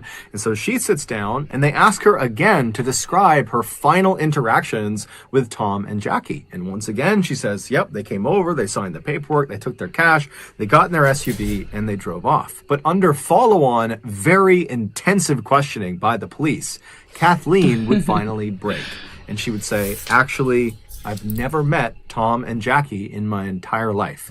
I was paid up front in cash by Skylar De Leon to backdate those sale documents that had already been signed.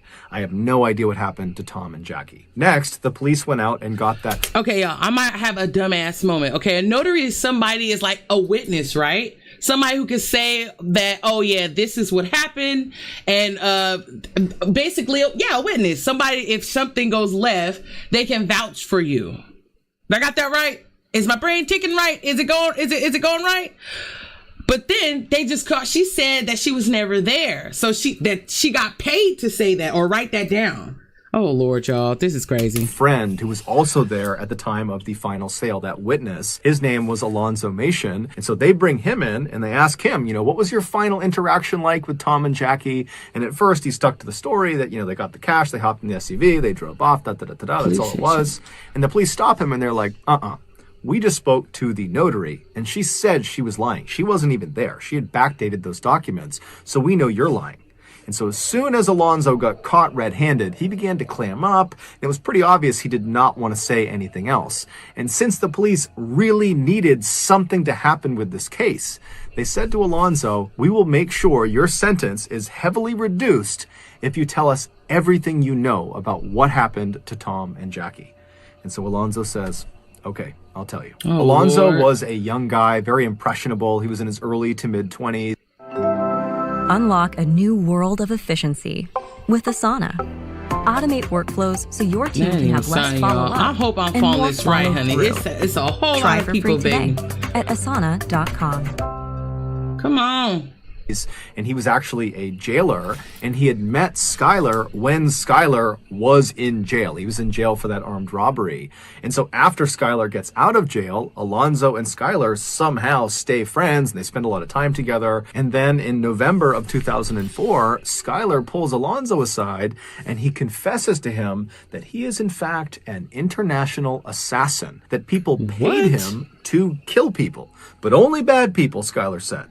And he says to Alonzo, I have a current contract on 2 really bad people, Tom and Jackie Hawks, but I need help carrying this out. And wait. This is what Alonzo's telling the police, right? Oh my God. So Skylar's supposed to be a hitman, y'all. Oh, you Lord. will help me carry out this contract. I will give you $1 million US. And so Alonzo's like, man, okay, yeah, I'll help you. And so on November 15th, Skylar, Alonzo, and a third man that Skylar had recruited to be a part of this job. He was this big, muscular, intimidating-looking guy who was actually a longtime Southern California gang member. His name was John Kennedy. Those 3, they show up at the parking lot of the dock not to finalize the sale of this yacht. They weren't even close to finalizing the sale. They were there to meet up with Tom and Jackie to do a sea trial, a test drive. But when Tom and Jackie arrive, Tom, who was a longtime probation officer and so was very used to being around felons and convicts, he immediately sized these three up and thought, bad news. And so when the two parties met each other in the parking lot, Skylar started to notice that Tom was definitely apprehensive about getting on a boat with them. In fact, Tom was talking about potentially rescheduling and that, today is not a good day. And Skylar's seeing, okay, they're clearly uneasy about getting on the boat with us. And so Skylar says, hey, Tom, Jackie, hold on a minute. I'm going to step aside and make a phone call. And so Skylar steps aside and he calls his wife, Jennifer, and she was not far away. And so just a couple of minutes later, Jennifer pulls into the parking lot carrying her little 1-year-old baby girl. And as soon as she walks over to this group, the dynamic completely changes. Jackie sees this baby and she immediately falls in love with it and she wants to hold the baby and she loves Jennifer. Jennifer is so sweet. And so Jackie seems very much at ease and Tom notices that. And so Tom begins to loosen up. And before long, Tom is saying to Skylar, you know what, guys? Today's fine. Let's do the sea trial. And so the group eventually begins to make their way onto the yacht, the well-deserved. Damn her ass being so damn. You can't. Oh my God. People will do anything, man. Anything to get that ass on. You know what I mean? Like, she used the baby. Okay, that'd be funny. Well, it wouldn't be funny, but that would be crazy, right? If Tom's like, man, fuck that baby. Get that little bitch out of here, man. I don't trust y'all. Y'all better get the hell on out of here, honey, if I show you what I'm really about. But nope, he wanted to keep it cute in front of his wife, honey, and keep it peace. I feel you, but man, listen, please, man, don't fall short of believing people because they got their baby around, man. Because a lot of times that shit don't work. So, but damn it, I mean, it worked in the enemy's favor, but I'm just saying, man, sea trial. So unfortunate. And right as they're about to get on, Jennifer says, hey guys, I can't go on the sea trial. The baby's upset. I gotta go home. I'll see you guys when you get back. And at this point, Tom and Jackie, they've already committed to doing the sea trial. And so even if they were a little bit apprehensive going on this boat with just these three guys, they put their faith in the De Leons that this was on the up and up. So the two Hawks, along with these three men, they get on board the boat and they begin heading out towards open water. And so Tom was piloting the boat. And at some point when they were very far away from the dock and really any land in any direction, Skylar and John come up to Tom and they say, hey, we want to show you something down in the lower levels of the ship. And so Tom goes with them. They go downstairs into the bedroom. And while they're down there, Alonzo and Jackie were in the kitchen, which is right above the bedroom. And as they're standing there, Alonzo and Jackie suddenly hear this very loud commotion coming from the bedroom. Now, Alonzo knew what that was. It was Skylar and John attacking Tom. And so that was his cue. Alonzo leapt forward and he grabbed onto Jackie. And before Jackie could even figure out what was going on, he had thrown her to the ground, pulled her hands behind her back, and then he pulled out handcuffs that he had, and he handcuffed her hands together. Sounds like Jackie's here, Alonzo's here, and then... Wait, what is this? Real police video of a detective describing what happened to the well-deserved. Damn, y'all. See? I'm saying, though, Tom, I know you had some pistols stashed away in there. Hell nah.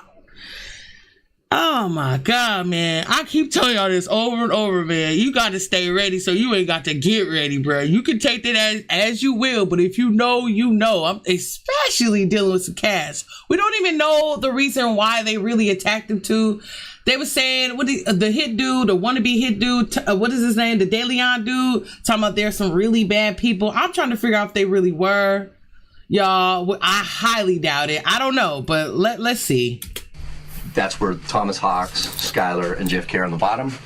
And Jackie hears the commotion. She looks down this way, and this is where Alonzo overpowers her. And as soon as Jackie was subdued in the kitchen, Skylar and John, they come up the stairs, and Tom's not with them, and they grab Jackie, and they walk her down into the bedroom, and Jackie would have seen her husband, Tom. He's been handcuffed, and he's laying on the bed on his back. And so they throw Jackie onto the bed right next to Tom, and immediately Jackie turns around and looks at Skylar and says, why are you doing this to us? We just met your wife. I just held your baby. Man. Why are you doing this? All we want to do is just go back to land and be with our children and be with our grandchildren, please. But Skylar didn't care. He just turned to Alonzo and said, put tape on both of their mouths and their eyes. And as Alonzo was doing that, Skylar went upstairs and began piloting the boat towards the deepest part of the ocean. And so as Skylar is driving this boat, Alonzo and John are down in the bedroom, and Alonzo remembers looking over at Tom, and Tom was comforting Jackie. He had managed to pull his hand up, and he he was stroking Jackie's hand, and he was saying to her, "It's going to be okay. No matter what happens to us, we'll be together." Suddenly, the boat stopped because Skylar had reached the deepest part of the ocean, and he called down to John and Alonzo to bring Jackie and Tom up onto the deck. And so Alonzo and John do just that. They march Tom and Jackie up the steps. They bring them out to the deck of the ship, and then Skylar forces them to sign the sale documentation for the boat, as well as had them sign additional paper. You know what? Oh, y'all. See, the notary. Remember she said that they said the notary, assuming this is a person who's supposed to witness the exchange, right? I'm assuming that's what a notary is. I do not know. But she lied on the damn documents, y'all. Her ass need to be charged. Oh my God.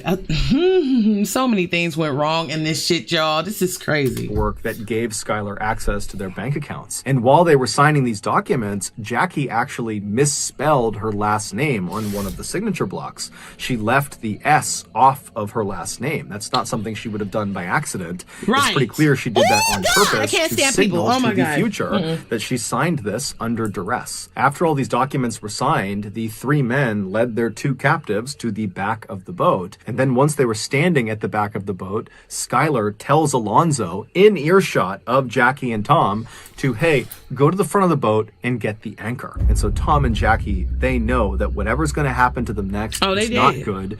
And so Jackie begins pleading with them to let them live, let them go back to land, let them see their grandchild. And Tom manages to shake his restraints from John, who was holding him, and he manages to kick Skylar really hard in the groin. But after that, John leapt on top of Tom and Jackie and subdued both of them.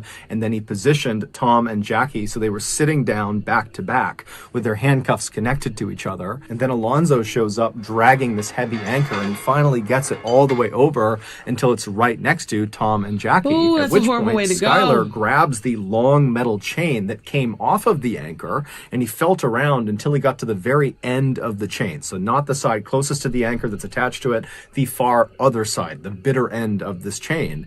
And he reached down and he connected that portion of the chain to Tom and Jackie's handcuffs. And then once he was sure their handcuffs were securely fastened to the end of this chain, Skylar stood up, walked over and grabbed the anchor, and with quite a bit of effort, he managed to lift it up and threw it over the side of the boat. As soon as that anchor hit the water, all Tom and Jackie would have heard for several seconds would be the sound of all of that loose chain that they were connected to being rapidly pulled off the boat and being sucked down into the water. And so that chain was going up and over this wooden railing, and so all they would have heard is just chain. Could y'all imagine? I'd rather you just off me, bro. Take the pistol and boom. Like, I don't want, knowing that you're about to meet your demise, like, it's coming. Like, you know what I mean? Like, you hear this, you know you about to drown. Oh my God. Oh my God. Like, that, oh. That is horrible, y'all. To say the least, man. People ain't shit, man. I say to myself a lot of the times, man, just so I don't get disappointed, because I'm a little, you know what I mean? Just a little. And baby, I'll be quick to what? I'm so serious, honey. Ask me what I carry in my bag. Like, you don't. Stop playing. But you don't know. You don't know that. But you got to keep that mystery about yourself so people don't try your ass. Tom, they making him out to be like this really good guy. We don't know. Still, we don't know what the hell they were into, y'all. But still, though, maybe he still was a good guy. Because, honey, you would have to be prepared with dealing with some shit like this.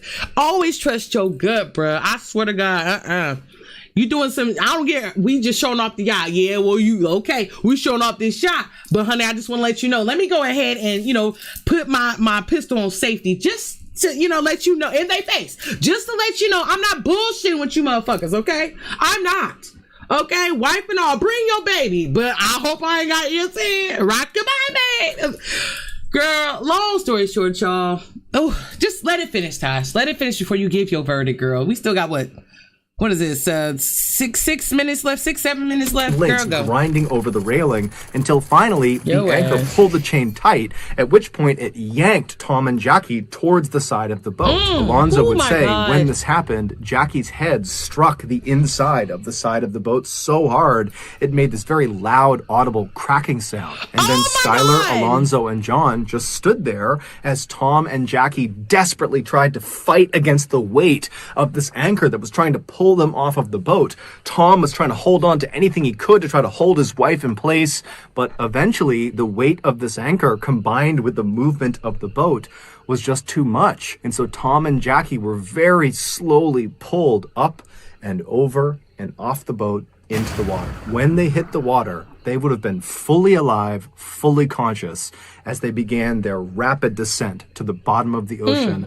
3,500 feet below. Alonzo would tell police as soon as Tom and Jackie disappeared below the surface, Skylar let out a woohoo and ran over to the edge of the boat and looked into the water like a giddy child. And he was staring at where they had disappeared, and he was just grinning and laughing. And then finally, when the water went calm and there were no more bubbles, Skylar just kind of laughed, turned around, and made his way back to the cockpit and began piloting the boat back towards the dock. Wow. Even though Jennifer was not on the boat at the time of the murder, she was equally involved in it. In fact, the attack was her idea. She wanted more money, and she saw this scheme as being a way of doing that. So remember... And you know what? I wouldn't even be surprised if the baby that they brought along wasn't even a child. Oh, girl, let it finish, please. When she showed up at the dock parking lot with her baby and put Jackie and Tom at ease to help get them out on that sea trial, she was doing that very intentionally to trap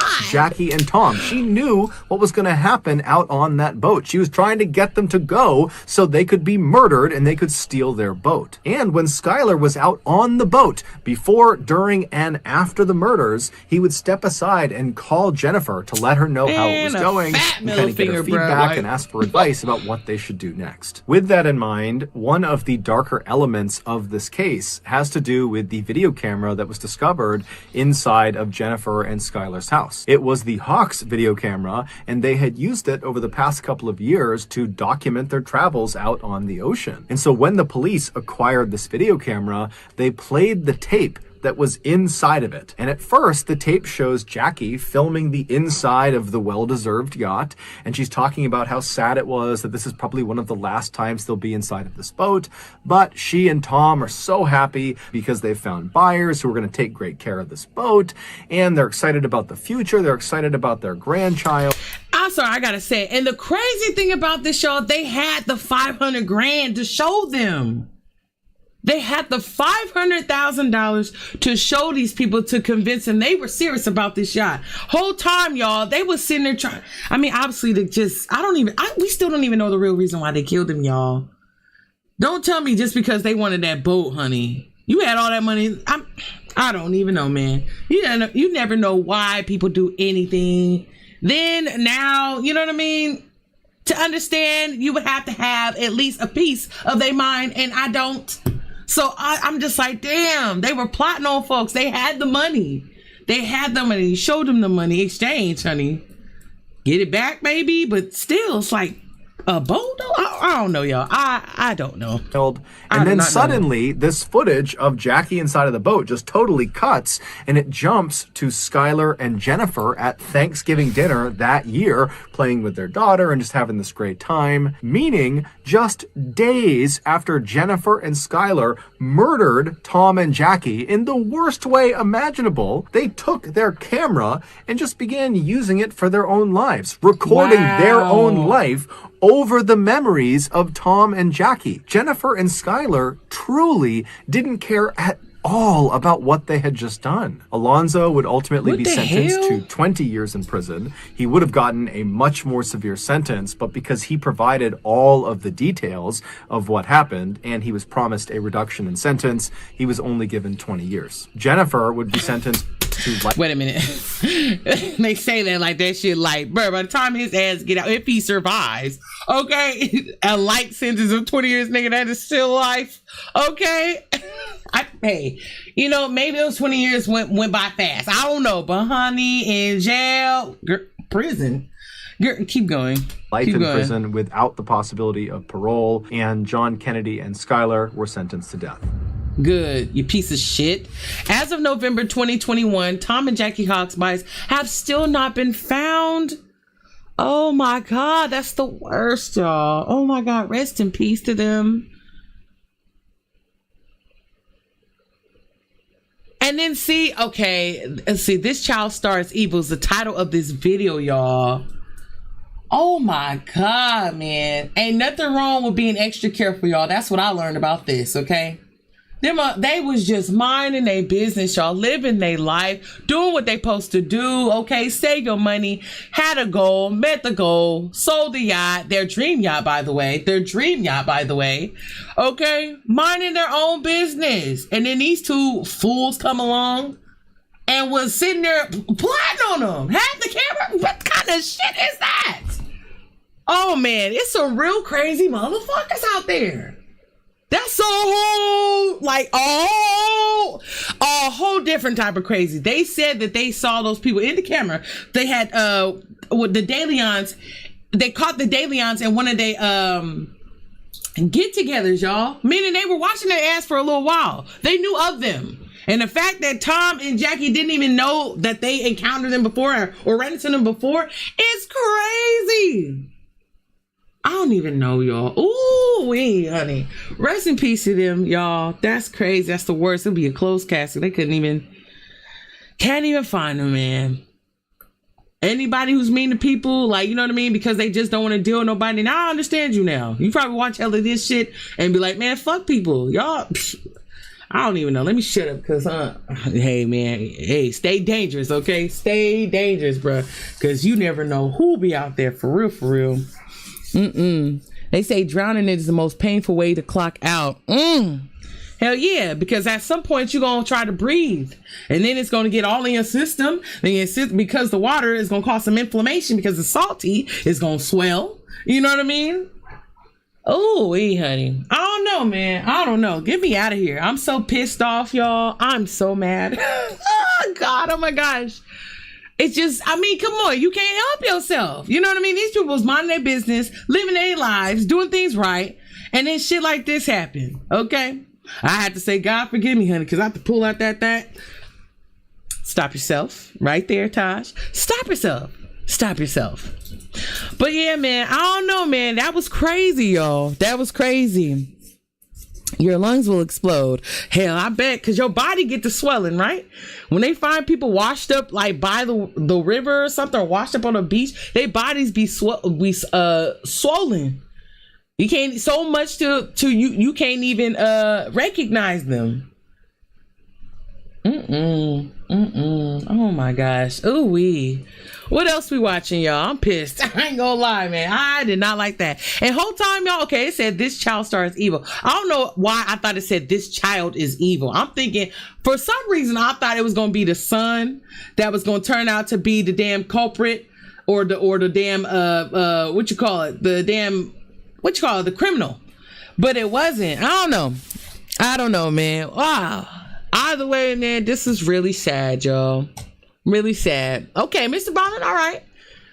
This was good, y'all. This was really good. I see why that was really popular. Okay, so what hold on. We was gonna do Depths of Despair. I wanted to watch that other one. I wanted to watch the In 1960. Watch out. He's good. Okay. What the hell? What's the next one? Move, girl. We seen that one. What was the next one? Now check out. Hold on. Where is it at? Now on screen. There we go. This one right here.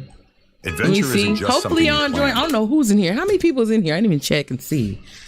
But whoever's in here, if you still rocking, man, I appreciate y'all. I really do, because you don't have to. And I know a lot of y'all got to get your asses up for in the morning, okay? But nevertheless, I appreciate your time, okay? Let me stop and let y'all know that now. Ooh, the living nightmare. Let me see this. A man named Garcia had a very close relative tell him that she was having strange and creepy dreams about a very tall, dark figure who would appear in her dreams and hurt her. But whenever she woke up, she would find the same bruises on her body in the exact same places. Garcia didn't believe her and thought not much of it, but eventually she ended up passing away. And ever since then, Garcia started dreaming about a tall, dark figure that would hit him and he would wake up with bruises. However, Garcia still didn't think much of it at the time, as he is a severe type A hemophiliac, which means he gets a lot of bleeding and bruises very easily. Ooh, the pain what the fuck? Damn, is that his leg? Girl, what the hell? Enough that he has to receive psychological treatment. Garcia then mentioned his dreams to the psychologist, and that's when he suggested Garcia record himself sleeping. So on one night, he decides to stay awake in his bed and see if anything strange happens. I'm scared. And something does. It's at this moment Garcia pulls his phone out to record and captures something chilling. Watch closely. Otra vez está mamando con la puerta del puto mall. Me despierto porque escuché como que algo peor. Wait, it woke me up because I heard something struck the door. What is that in there?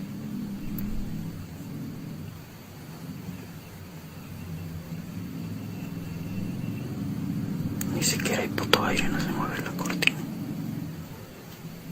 What is that in there? What am I looking at? Is that a closet?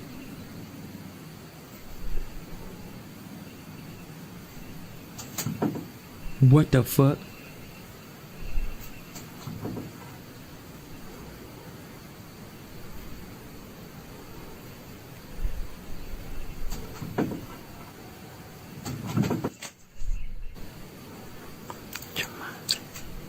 Chequen cómo no cabe nadie ahí.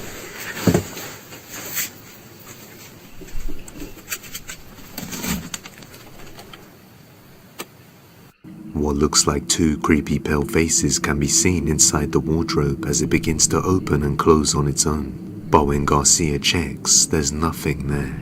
I did not see two pale faces, honey, at all. I did not see two pale faces. Convinced that there's definitely a connection with what he's dreaming about and what's appearing in his room, he decides to set up a camera recording himself 24/7. That's what I want to see. Let me see while this sleeping, he captures something utterly terrifying. Oh my God, I hate this.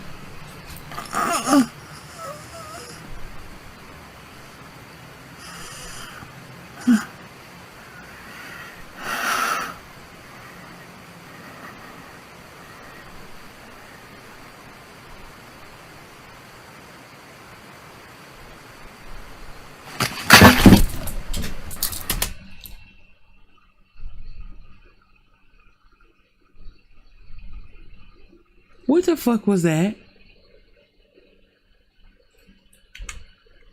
Sorry, y'all. Hold on.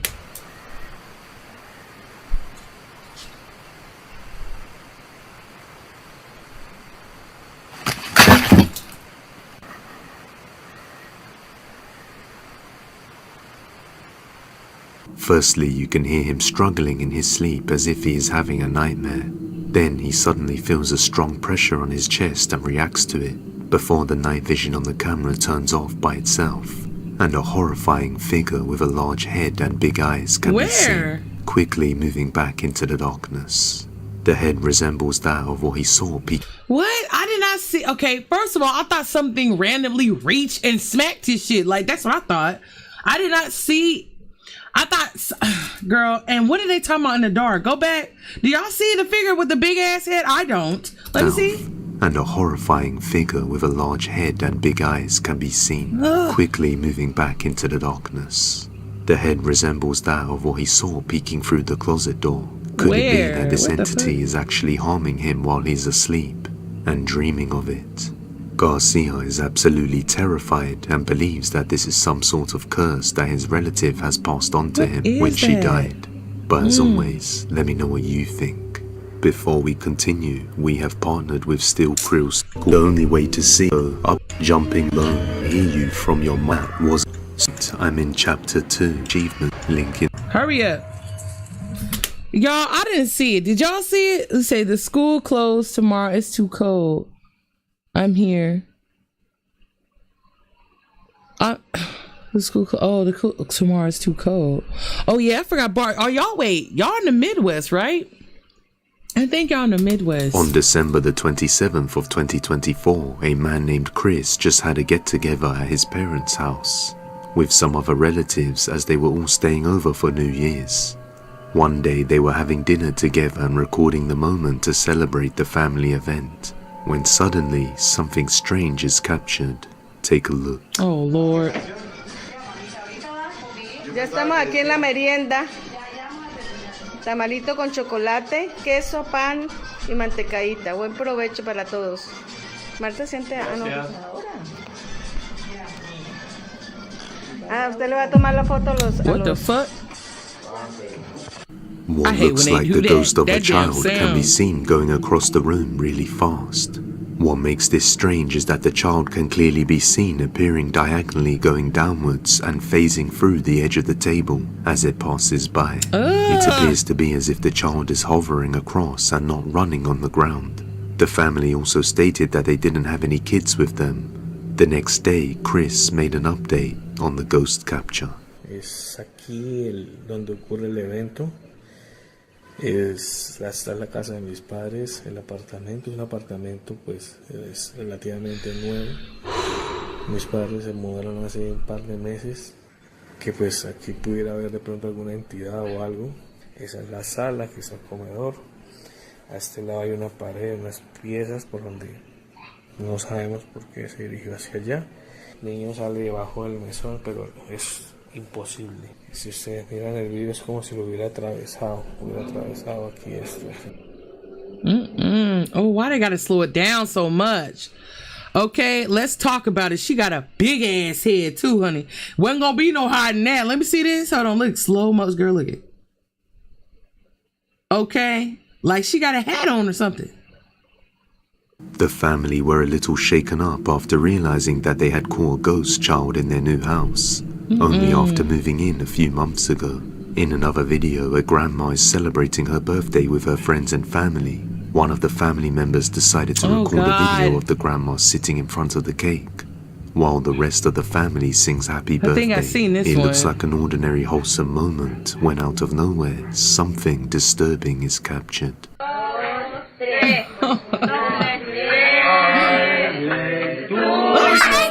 Hold on. No, good things.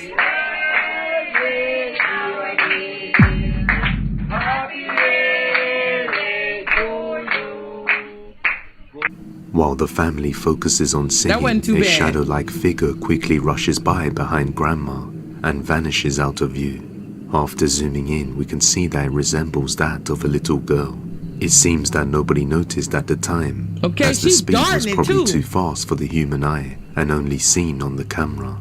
After hearing the full story, it becomes more terrifying. The grandma once had a young daughter who passed away due to health issues. When she was alive, she used to run around the house and play. She believes this may have been the spirit of her daughter returning to celebrate her birthday. However, others believe it's something evil imitating her daughter while she's vulnerable on her birthday. In the end, why does it have to be something evil? I mean, I don't know. A dead man can't tell no tale, right? We don't know what happens when you die, but who knows, y'all? She probably in another dimension, okay, playing and probably think y'all a ghost, okay? I don't know. But honey, why they always be resorting to, oh, it's evil. Is she scratching y'all asses up? Y'all can't sleep at night? Okay, we don't know. Damn, as long as she ain't bothering me, we cool. That's it. Because I told y'all before, I think they're everywhere, okay? They're everywhere, honey. There's been millions and billions of people before we existed, y'all. Before our birth dates. Come on now. And it ain't gonna stop. So, of course, where do these people go? We don't know. But, yeah, man. A little girl evil. Anyway, who knows? Who knows, y'all? Who knows? Did these families capture a ghost on camera? Or is it something else entirely? I'll let you be the judge. Quit showing if you have any video recommend the unexplainable. We've seen that one, y'all. Strange. Let me let y'all see it. I forgot. Walking down the road, just heading back home when he saw something really strange.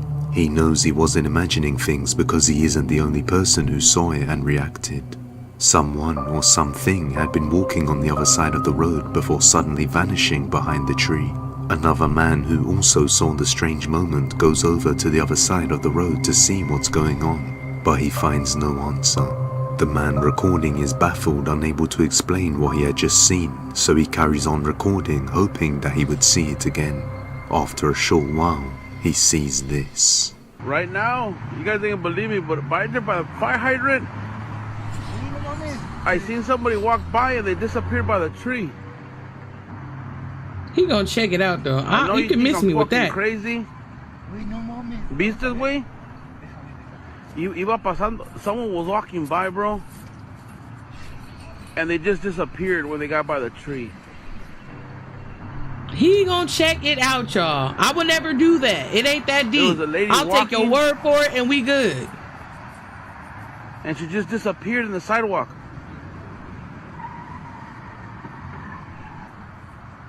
What is going on? I'm assuming this is in Mexico. What is going on in Mexico? Y'all always got this crazy ass scary video, like creepy ghost videos. They be the creepiest.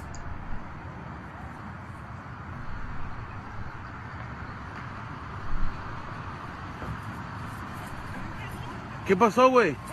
Oh, Regina! What the fuck? Look at this shit. What the fuck? Mira. And don't nobody else see that crap?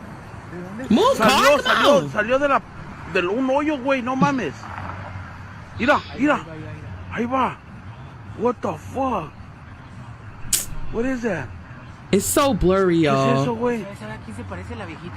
Es la llorona, güey. No mames. Mira. What the fuck?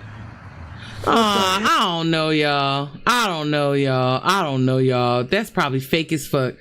It's so blurry, y'all. It's so blurry. Come on, man. What year is this?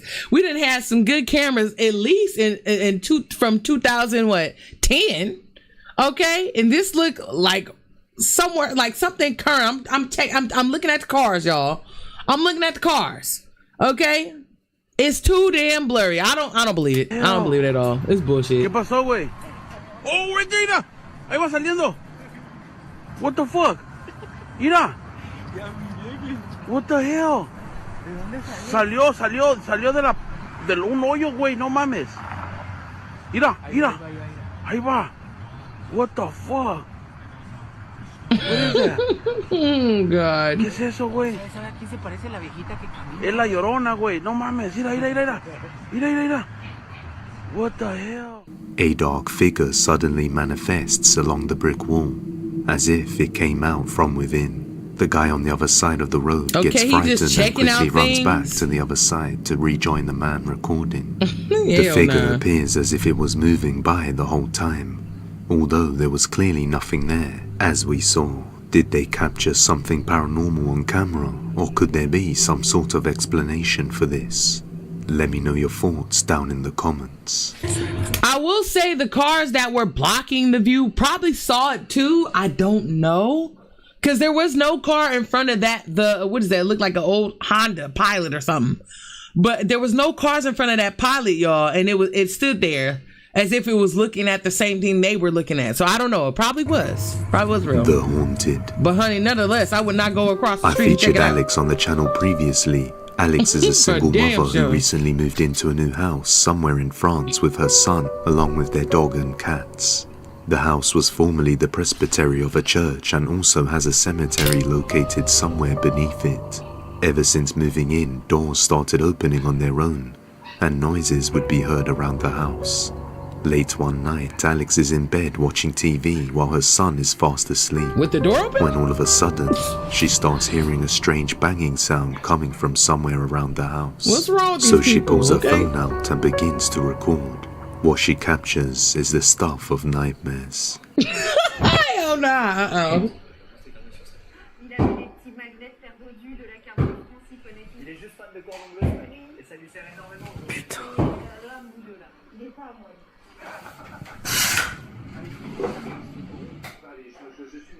Turn all the lights on, you hear me?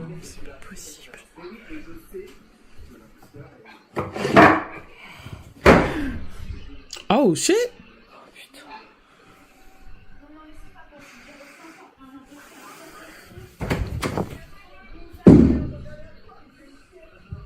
Oh, we gotta move. We have to move.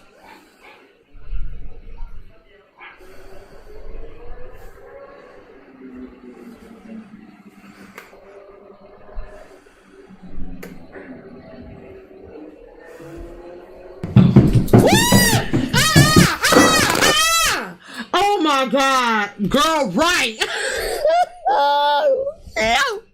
Oh my God, honey.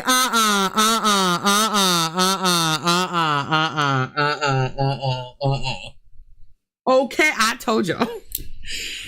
Two things I cannot deal with these paranormal videos, honey. Them motherfucking shadows and the footsteps. Okay. Oh my God.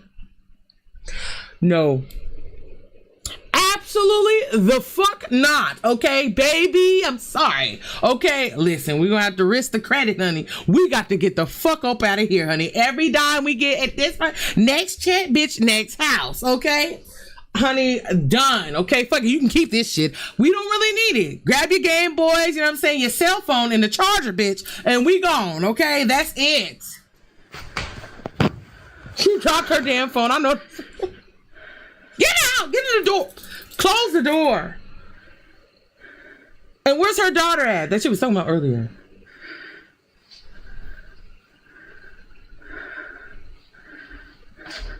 The drawer opens by itself and the bedroom door slams shut. Then when she goes out in the hallway, she starts to hear footsteps running up the stairs towards her really fast, causing her to flinch and drop her phone. Her cat also seemed to react to the footsteps and quickly ran down the side of the stairs as they were coming up. The very next night, Alex had a calm day. That is, until it came nighttime. And she was preparing to go to sleep when she heard the piano playing downstairs by itself. This is what she captured.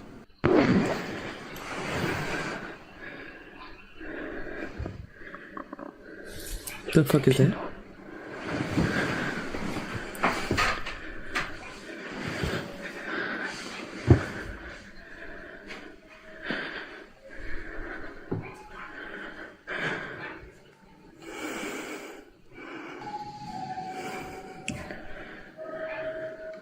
Turn the light on. What's wrong with you?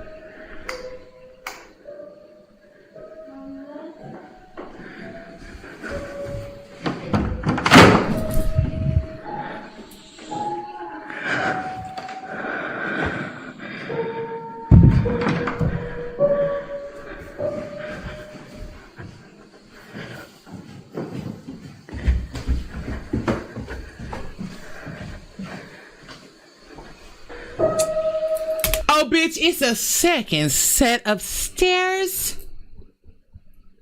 And it's dark as the fuck, okay? I thought we were done after the first set, honey. There's another. Okay, Hey, the ghost is there. Girl, lock thine door, okay? And wait till the morning light. I don't give a damn, girl, please. Then she heard her son, and it wasn't even her damn son. That's a mimic, y'all. Those who I was telling about, that's a mimic. That's what you call a mimic. So anyway, oh Lord, they're real. They are real, very much. Go. Let me see the end of this.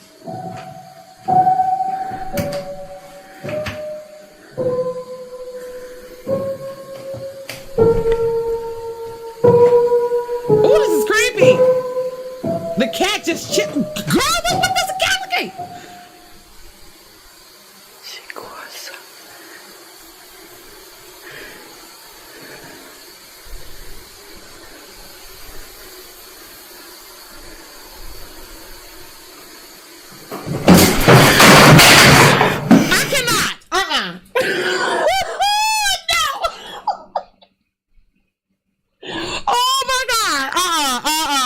Girl, get these headphones on.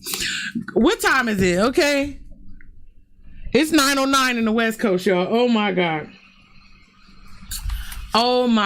girl, put this on. This is probably one of the scariest videos I've seen, y'all. This is crazy. Hold on. I know. Hold on. I know, y'all. Hold on. Let me rewind that just a little bit. I threw my headphones on. That ain't never happened, honey. Your ass scared.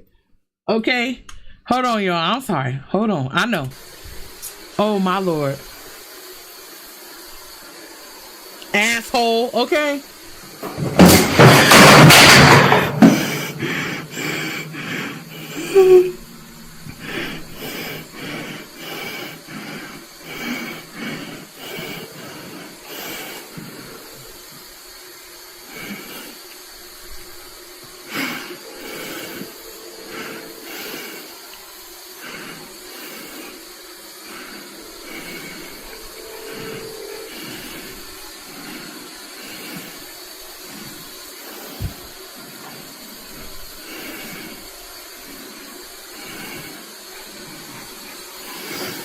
Ooh, turn the TV off. She can't turn it off. What does it say?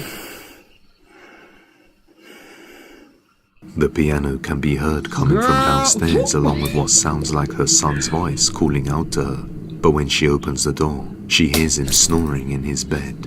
As she enters the room downstairs, the piano stops, but a whole set of books come flying off the shelf, along with a TV playing static all on its own. Alex says this was the most terrifying night she has ever experienced. Girl, I believe it. And went to bed together with her son, although she wasn't able to sleep at all because the noises continued throughout the night. And her dog kept barking at it. Just what is going on inside Alex's home? Hopefully we get some more updates soon. Subscribe and hit that bell. Hold on, honey, that was crazy, y'all. Ain't no way. She said they've been Girl, close this, please. Girl, you're loud.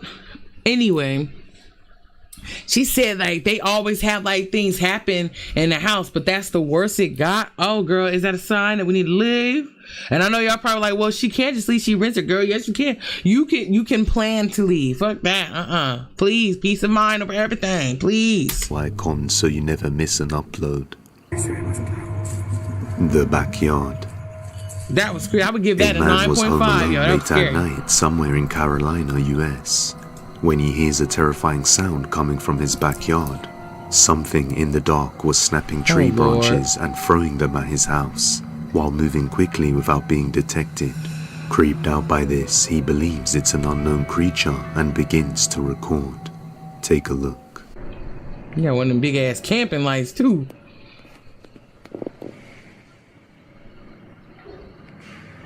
I hope you can hear this. It sounds like Pierre, honey, gorillas fighting in the tree. They're breaking limbs bigger around than me.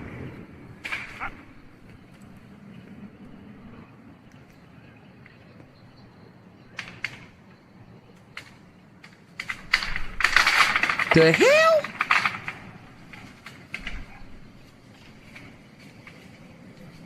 Let me find out. It's a whole. What the fuck? Okay, the tree man, honey. I've never seen human as anything hell. like it in my life. Get that light back on, bro. I need to see this.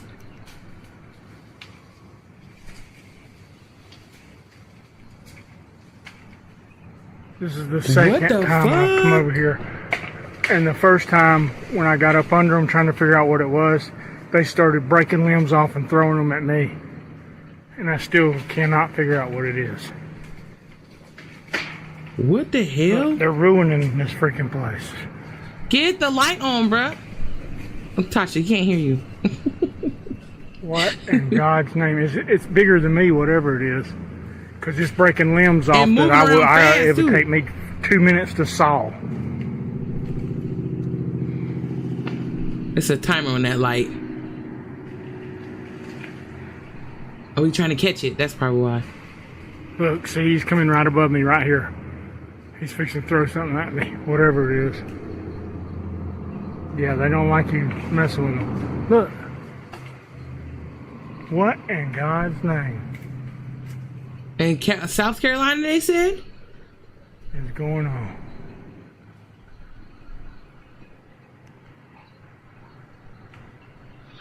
Oh, my Lord. Oh, this is creepy. I don't know. Okay. This is a good one.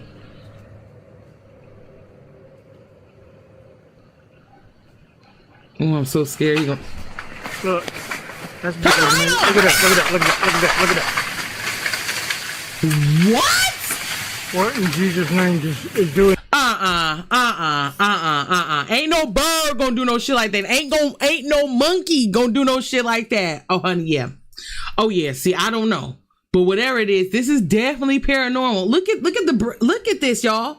All this right here, those look like they were ripped or cut off. Is it biting them off? So strong, sharp ass teeth. It take a minute to break some branches off, and you got to have some different type of hands, baby. I do not know. Oh my God! A whole quarter of the damn tree just fell, y'all. What is this? He just took half the tree down. Something. Oh my God! Oh my God! Oh, it's gotta be a... I don't even think a bear would have a chance in Hades and doing this. It's something stronger than a bear. And he is pissed. Yeah, that's a healthy tree. About 8. Oh, that's creepy. 10, maybe even 12 inches in diameter that he just broke because he's pissed because I'm getting close to him. I think I'm gonna bounce because I think he just hit the ground. Okay, your ass gonna go in the house. Foot. And I don't really want to wrestle with somebody that can tear a tree. The crazy thing, y'all, I don't even think it's in the tree. What if it's like, it's definitely paranormal. What if whatever it is actually standing up off the ground and just hella big? Cause bro, he just ripped you just ripped off half of the tree. I don't know. I don't know. You better get in the house. My God, look at the tree. He just freaking broke in half. Get in the house. Something out there is snapping all the healthy trees in an instant. And as he gets closer, it seems to get more aggressive with the trees. Terrified, thinking that whatever is capable of doing this has to be something stronger than a bear, he decides to retreat to the safety of his house before he ends up confronting something dangerous.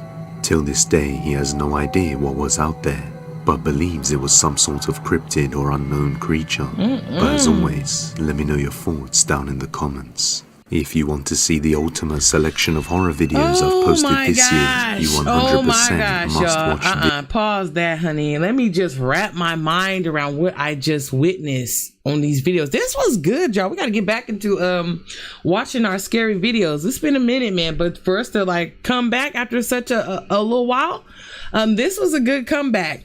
I would have to say, man, I would definitely give this probably like, I would give it a 9. I would give it a 9 out of 10, man. I would definitely give it a 9 out of 10. I'm so scared, y'all.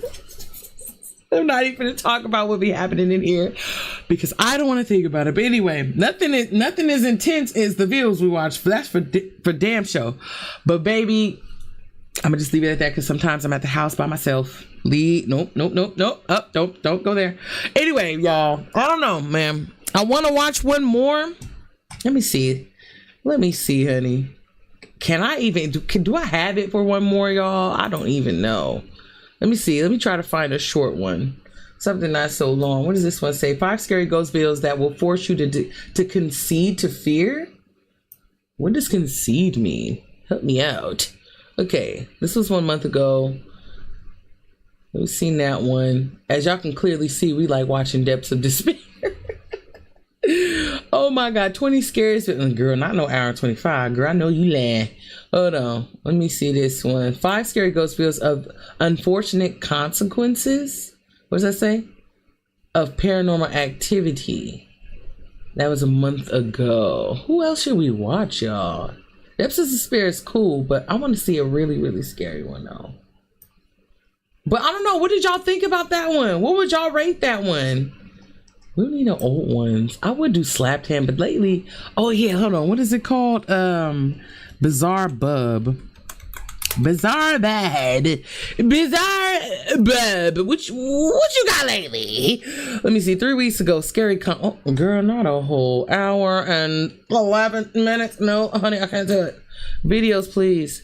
What you got for me? Damn, girl, they ain't really been uploading all like that. Clearly, we done watched about, most of them, what's this? 7.4 Scary Comp. Have we seen that one? I think we've seen that one. I don't know, V84. How long is it? That's the thing. And the older ones we probably done watched already on other platforms. Don't watch Scary Comp V7. 10 million? Don't watch Alone. Seen that. She's Not Alone. I don't know, y'all. Who else can we watch? I fuck with Mr. Bal. You like that one? You want to watch another one? Would you guys like for me to watch another Mr. Ballin? Just in case he be like, oh girl, you can't have this video. I'll be like, hey, I feel you, bruh. I'll take it down. You might as well enjoy me while you can. Okay. I don't know. Bizarre, but they ain't really got nothing, y'all. We done watched all of them. We done watched all. We gotta find a new one, but we gotta find a new Let me see. What's Slapped Ham talking about? What y'all talking about? What is Slapped Ham talking about? He been getting a little too animated for me. Slapped Ham, I get it. You got to get the bag. I understand, but don't be too animated to where you just lose it. You know, well, not lose it, but you know what I mean? Like, come on. Stay to the roots. Stay practicing your roots. What's this? The mysterious footage that got everyone talking, but what is it? How long is this? 16 minutes? What the hell is that? These scary videos aren't what got Billy so spooked. 13 hours ago. An hour and a girl, no, not that. Scary footage that got people talking 10 days ago, 500,000. Okay, this is 14 minutes. Let me see. Okay, y'all want, oh wait. I can't stop buying. So wait, y'all want to do another Mr. Ballin? Okay, so all right, let me know. Should we do another Mr. Ballin or should we do some Slapped or more scary compilation videos? Let me know. And if you, hold on, speaking of which, hold on, Mr. Ballin, oh Lord. Mr. Ballin, please, sir, if you care about this black lady right here that you don't know, you know, hopefully you will let me keep this. Pause this. All right, okay, let's see his videos, y'all. Let's see, this will be the last one of the night. So let me see. Oh, please stop. Y'all, I'm so silly. I need it sometimes. It helps me to not get scared, okay? It helps me a lot to not get scared. Okay, pull down your wig, Tosh. Okay, we did. All right, the Death Wave, top 3 shock. What should we watch, though? Which one? Should we go for another popular one? Let me see. Navy SEAL goes rogue. And another thing, y'all, bear with me, because I have to take my own mental notes to make sure I follow, okay? Because sometimes they be speaking so fast. Footage found. Wait, found footage fuels a decades-long mystery. Warning graphic. Oh, this is 30 minutes. Damn, man, these videos be crazy. This shot, what the fuck? Boy, he ain't got no damn jaw. Oh my God. Boy, what the hell happened to you? Top 3 photos with disturbing backstories. Yikes.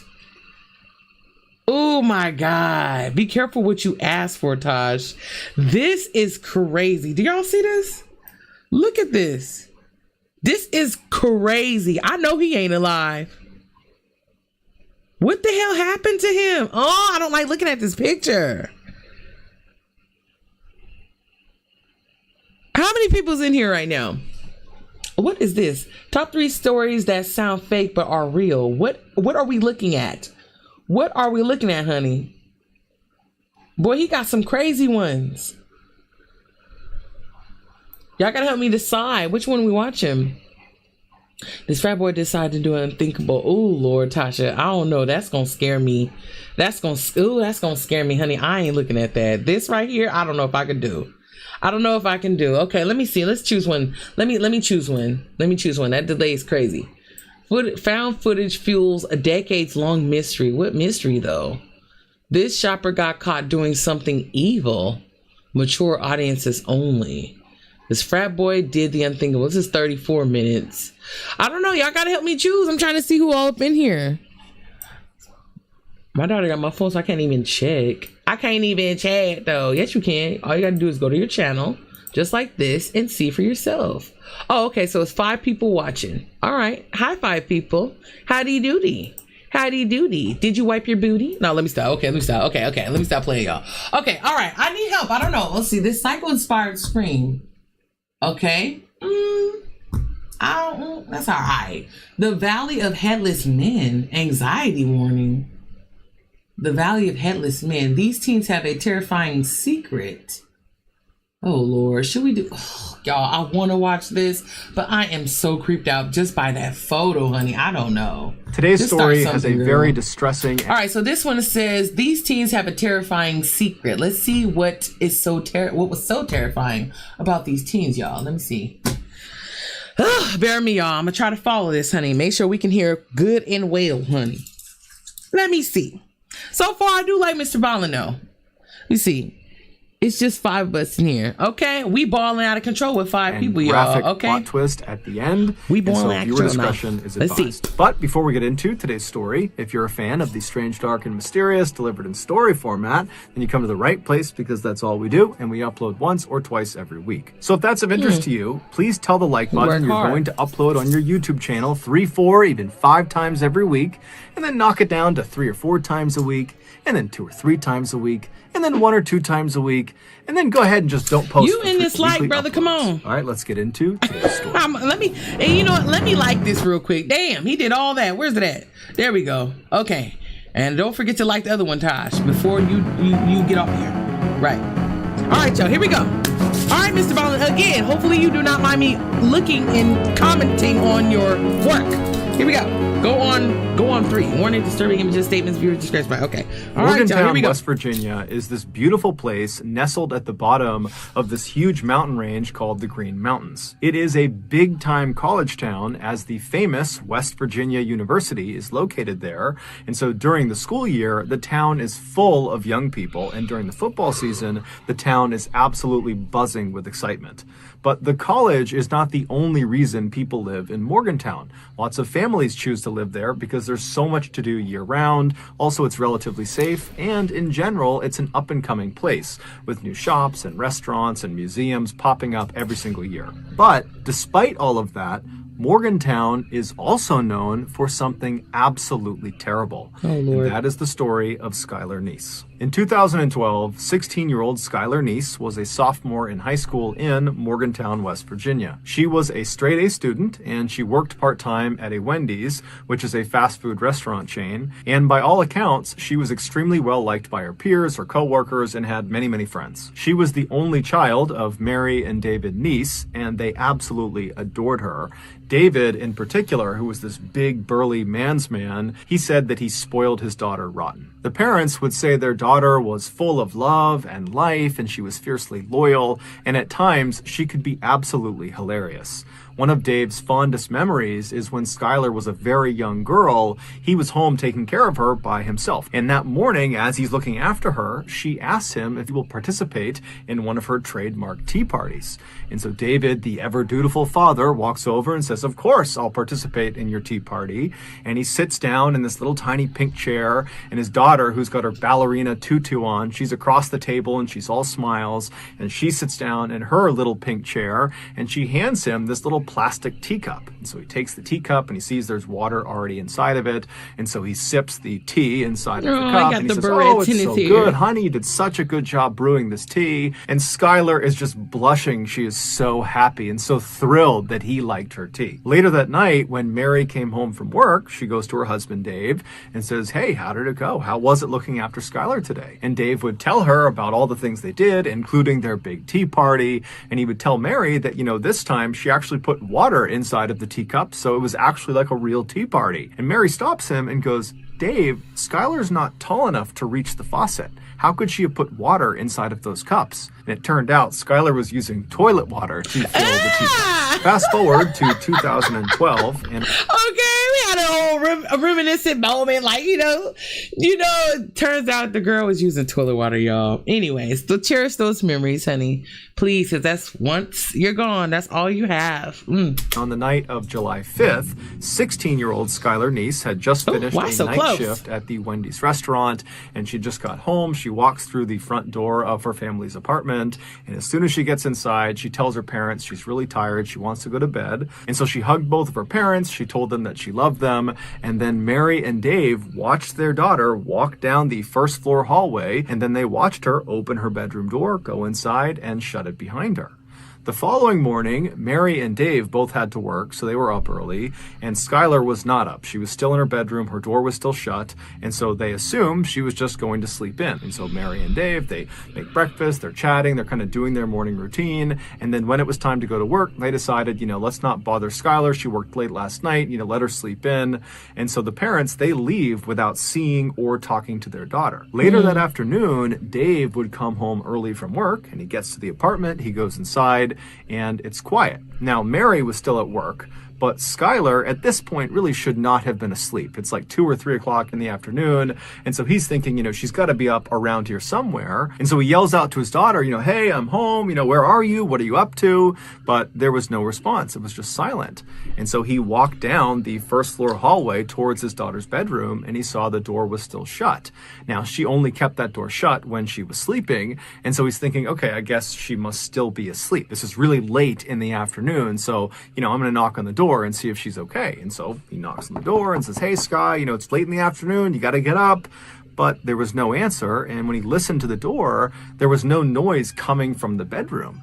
And so he thought that was pretty weird. And so he knocked a few more times. He yelled out a few more times. And when there was no response, no answer, no sound, he opened the door up. And when he looked inside, Skylar was not in there. Now, Dave was thinking to himself, I don't think my daughter told me that she would be gone today, or at least not right now. And he's trying to think, did she say something? Was she meeting someone today? And he couldn't think of it.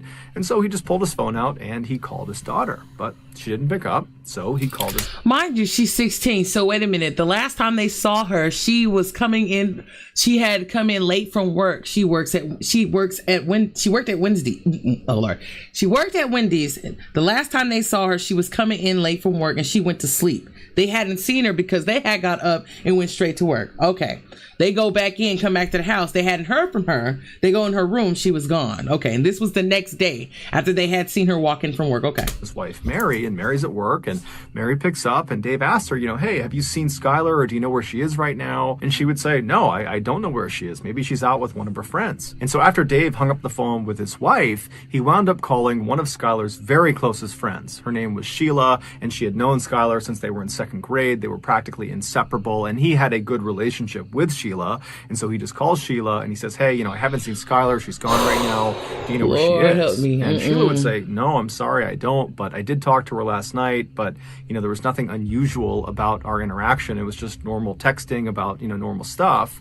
And so Dave said, okay, thank you. Well, if you could, can you please try to get in touch with Skylar? And if you do get in touch with her, please tell her to get in touch with us. Or if you hear anything about her, please just let me know. After Dave hung up the phone with Sheila, he kind of stopped and just looked around his daughter's bedroom and thought, maybe there's some clue in here about where she's gone. And at first glance, really nothing seemed out of the ordinary. But when he walked around her bed and was looking inside of her closet, he saw the mesh screen that should have been mounted on the outside of her window was in her closet. And he's thinking, why is that in there? There's no reason for it to be in the closet. And so instinctively, he just turns around. So she almost like she was sneaking out or something, but why would she want to do that?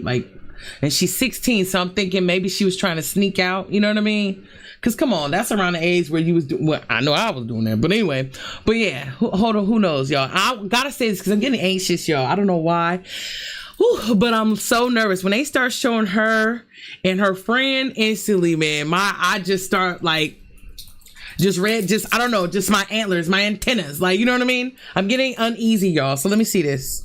I'm nervous. And walks over to the window that this screen is supposed to be on. And when he looks down at the bottom of the window, he sees it's open. Barely, just enough where you could maybe get your fingernails underneath the window and pry it open. And so Dave reaches down and opens this window all the way. And because there was no screen on this window, he just stuck his head all the way out the window. So his head is outside of the apartment. He's just kind of looking around, looking for some explanation of why this screen had been removed and put in her closet.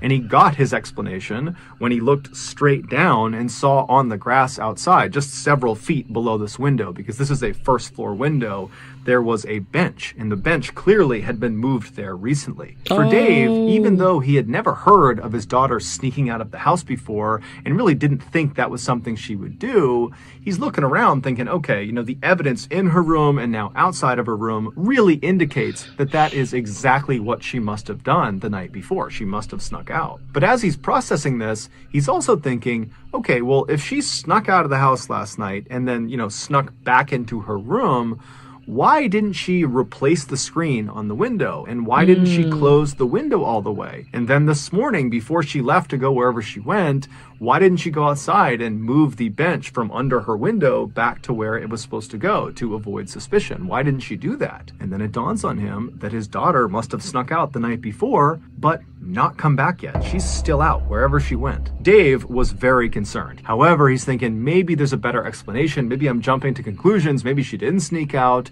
And so he calls his wife to kind of just talk with her and figure out what they should do. And they decide, you know what, this is concerning, but let's just give her a couple of hours to turn back up again. I'm sure she's fine. And so they begin to wait. And then at 4 p.m. that evening, Wendy's, the restaurant where Skylar worked, called Dave and said, hey, have you seen Skylar? She was supposed to work today and she didn't show up. She didn't call. It's very unlike her. What's going on?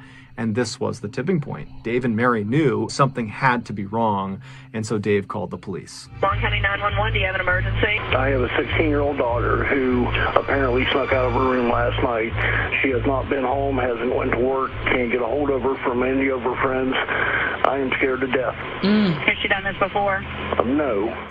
After Dave got off the phone, he and his wife began kind of frantically figuring out what they should do. While the police are out looking, should we go out and look too? Or should we stay here in case she comes home and, maybe she's hurt, maybe we can help her if she gets here. And so they're having this really difficult and stressful conversation when Mary's phone rings and it's Sheila. And so Mary immediately answers it, hoping for some good news about her daughter. But Sheila asks Mary right away, hey, has Skylar come home yet? And Mary says, no, she hasn't. And in fact, we just got off the phone with the police because this doesn't make sense. Something's wrong and we're getting the police involved. And so when Sheila hears this, she kind of takes a deep breath. And then after a little bit of a hesitation, she says, Mary, I've got to tell you the truth about last night. She would go on to explain that the night before, Skylar had snuck out of the house, and so had she, along with their other very close friend named Rachel. And Rachel was someone that Mary and Dave also knew very, very well. The three girls were kind of like best friends and totally inseparable.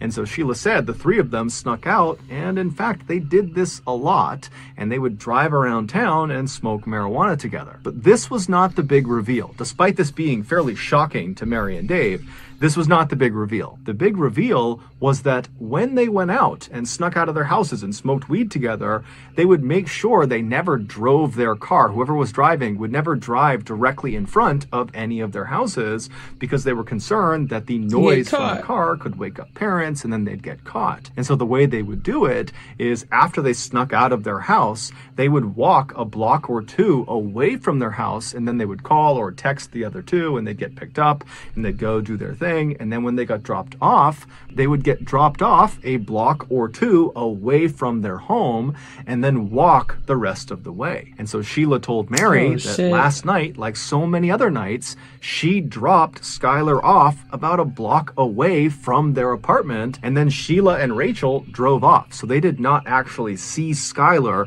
enter her apartment. So they don't know for sure if she actually made it. Man, hell nah, man. If you listen, see, and they said that they would go and sneak out at odd hours of the night to go smoke some weed and whatnot, and then drop you off a whole block away from your house. Now, granted, honey, listen, at them hours, listen, you ain't gonna drop me off that far away, okay? Ain't no telling who or you know what I mean, or what she had encountered and between the time of her being dropped off and the time she got to her house, or would have been gotten to her house, or would have gotten to her house. I don't know, but honey, as friends, we are always going to make sure that we see you get to where you need to be, okay?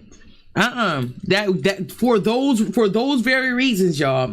Any of y'all who got best friends, close friends like that, please, man, they ain't a real one unless they know for sure you got home safe. Straight up. At home okay. And so this was obviously horrifying for Mary and vice Dave versa to hear, because it totally opened the door for their daughter to have been abducted during this walk from the drop-off point back to her apartment. Somebody the street probably she was watching on was not well lit. you know? It's the middle of the night. It's dark. She's potentially high on marijuana. And so it seemed like that was a very realistic thing that could have happened, as horrifying as it sounded. And so after Mary got off the phone with Sheila, she called the police and she updated them about what Sheila had told her. And then Mary and Dave met up with Sheila and Sheila's mother and began searching the immediate area around their apartment in hopes that maybe, she fell somewhere and she's trapped and she just needs to be picked up or helped in some way. But after searching for several hours and knocking on dozens and dozens of doors, nobody saw anything, nobody knew anything, there was no sign of Skylar. And so as this group is totally down, they don't know what to do, they feel totally helpless, they know the police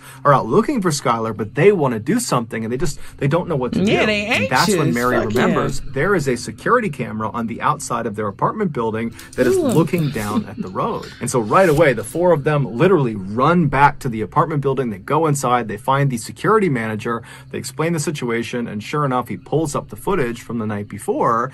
And the footage they see doesn't make sense. Sheila had dropped Skylar off on that corner, kind of out of view of the camera, at around midnight. But at 12:30, so 30 minutes after she's been dropped off, you see this unknown kind of generic looking car pull up right in front of the apartment complex. And then Skylar comes running across the lawn, goes right up to the car, opens the back door, hops in the back seat, shuts it, and the car drives off. Even though this did not solve the mystery of where their daughter was, because they had no idea. Nah, she had other plans then. Oh Lord, probably met up with some boy that she done met on Facebook or something. Y'all already know, man. Come on now, let's keep it real. Around those times, that was a time where it was really popping, where you know what I'm saying? You sitting there, you sneaking out, going to see that person. You know what I mean? Cause y'all trying to, you know what I'm saying? She was already lit. So, you know what I mean? I don't know, man. Oh Lord, y'all, I'm getting so anxious, y'all, because I'm just like having all these scenarios running in my mind about this girl. Mind you, she already gone, but just thinking like of the possibilities of what happened to her. Like, you know what I mean? And being a mom of myself and my baby's about to be 16. Oh my gosh. But let's just watch Tosh. Keep going. Yeah, what car this was, who was driving it, or where they were going. Mary and Dave still felt relieved because from their perspective, it seemed like their daughter had willingly got into this vehicle. Whoever it was, whatever they were doing, she had gotten in on purpose, which meant she probably was not being abducted, which was their big fear. Right. Over the next couple of days, the police analyzed this footage and tried to get information about this car, but the footage was so grainy, they couldn't do it. However, the police were telling Dave and Mary, hey guys, I'm sure Skylar is going to show up any day now. As much as you may not want to believe it, that your daughter is capable of running away, it is fairly common for teens to do that. They'll run away and then a couple days later they'll... And you know what? Why do they be so quick to tell the parents that? Like, everybody's the same. What the fuck? I don't give a damn if it is common. You better do your job and find my child. The fuck? Or all hell is gonna break. Honey, oh my God. My heart goes out to those who have dealt with this. Like, you know what I mean? I'm trying to tell you, man, whether my parents love me or not, should I bring my ass in that house after she ain't heard from me in days? When I tell you, my ass would have been whooped for the gods, honey. Okay? CPS, man. I'm trying to tell you, please speed down before your ass got home. I'm trying to tell you, honey, your ass would have got whooped, okay? Kickbox style. You come in that house and ain't nobody heard from you in days. We got to hear from you, baby, for real. Whether you doing wrong or I don't know, but we got to hear from you now. They'll pop back up. And so I'm sure that's what's going on with Skylar. She chose to get in that car, and so I'm sure she will choose to get back in touch when she feels comfortable. So a couple of days go by, and the parents haven't heard anything from their daughter.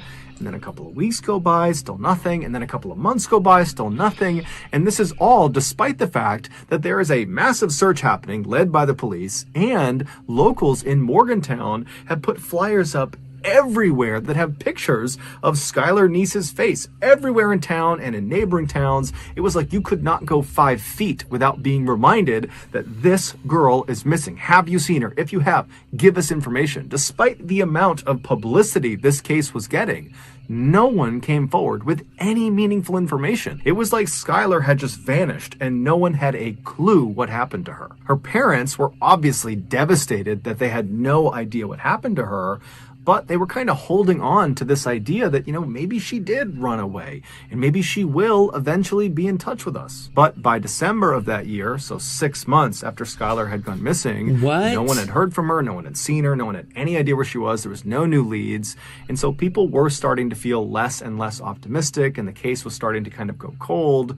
And then on December 12th, something totally unexpected happened that changed everything. On that night, Rachel, the other friend who had been there with Sheila and with Skylar on the night that Skylar had vanished, she has a full-blown nervous breakdown. In fact, it's so bad that she's screaming and running around and she's punching her family members, and her mom actually calls the police on her. I have an issue with a 16-year-old daughter of mine. I can't control her anymore. She's screaming. She's running through the neighborhood. Give me the phone. No, this is over. This is over. Hurry up. Girl, what is wrong? Oh, God. Hurry up, please. Okay, I'm sorry, y'all, but don't she just... Y'all gonna hate me when I say this, but she look bitchy, don't she? And speaking of working at Wendy's, don't she look like the girl, the Wendy? Anyway, just her face, just look like she be, I don't know, but she looked like she a tryry. She do. But y'all, I told y'all, what did I tell y'all earlier, man? I saw the picture of her friends earlier and instantly my antennas got to spiking, honey. They got to going off. Oh my gosh. Please don't be a part of this girl's demise. Please do not be a part of this girl's demise. After this call was made, the police show up to Rachel's house and they take her away to a psychiatric hospital. And then several days later, when she was released from that hospital, she went straight to the Morgantown Police Department. She walked inside and said, I gotta get something off my chest about Skylar. Apparently, whatever it was that she had been keeping secret had just been too difficult to keep inside. It was quite literally driving her crazy. And so the police said, okay, great. And they brought her into an interview room. They sat down and they said, okay, what do you got for us? The following has been pulled from what Rachel told police. Back on July 5th, 2012, Skylar came home from that night shift at Wendy's. She goes inside her family's apartment. She says goodnight to her mom and dad. She goes into her bedroom and she shuts the door. And she's laying on her bed. She's on her phone. She's not going to bed quite yet. And as she's laying there, she starts getting text messages from Rachel and also from Sheila asking her if she wants to sneak out that night.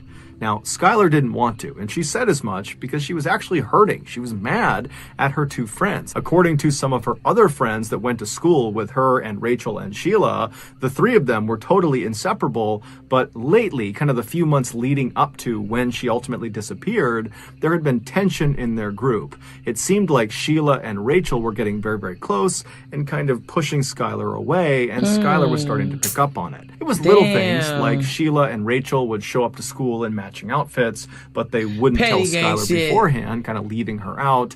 Or whenever they posted selfies of the three of them. Now, see, I don't know if guys go through this stuff, but friends are friends, right? But I've definitely gone through something like that where it's a group, probably typically three, and I'm not even going to mention any names, but there'll be like this little competition, like who's the best. There'll be that main friend that, you know, you can tell everything to, or you feel comfortable telling everything to, and you grow closer to them, like even though y'all started off as being the best as friends first. Anyway, but then somebody new come into the mix, and you know, they seem cool for a little while, but then they start slowly but surely tip and tap getting at your friend or trying to reel them away, like, you know what I mean, as if we're trying to do like some sort of competition to, you know what I mean, the main friend.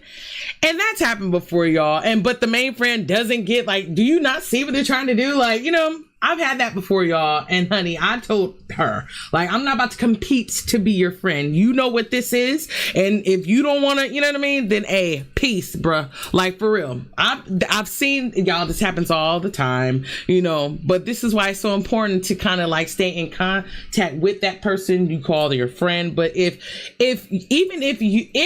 you being consistent with contacting them is not enough, let them go, y'all. Because guess what? As you get older, people change, man. You start to realize people were on bullshit a long time ago. And I don't want to sound bitter, because that's not to say that there ain't some real people out there for you to call them your friend. But don't be so quick to call people your best friend. I'm just keeping it real. People crack me up with that. Oh, that's your friend. You can't even tell about what you're going through financially. That's not your friend.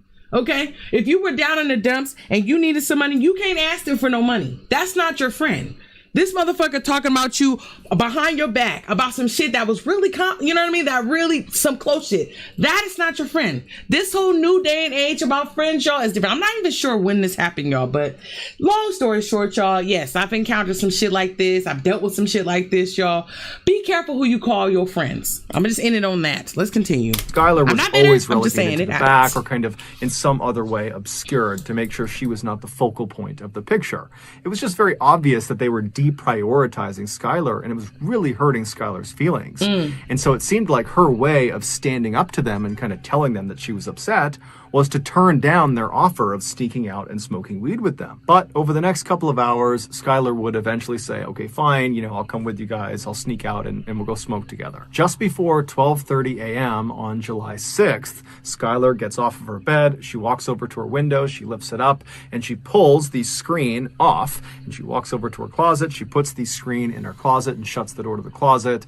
And then she walks back over to the window and crawls out and lowers herself down onto the grass below. And then she walks over and grabs the bench and slides it over and puts it right underneath her window. And then she stands on the bench and reaches up and pulls the window down so there's just a little crack left so she can get back inside. And then she just waited by the side of the apartment looking out towards the road. And right after 12:30, this car, the unknown car on the surveillance camera, pulls right in front of the apartment building, and Skylar runs over to it, opens up the back right door, and climbs inside. Ooh, do they know this that was the unknown last car time we'll see her? was Sheila's car. Sheila was driving, and Rachel was in the front passenger seat. It would turn out Rachel and Sheila lied about basically everything, including what time they picked up Skylar. So the three girls, they drive away from Skylar's apartment, and Sheila hops on a highway and starts driving northwest. Now, the girls did not immediately start smoking inside of the car. They decided instead they would actually drive to a location, get out, and smoke there. And the place they decided on was a spot they had smoked at before. It was a known hangout spot for teenagers. It was located about 45 minutes away, just barely across the border into Pennsylvania. It was down this kind of old country road that nobody ever went on.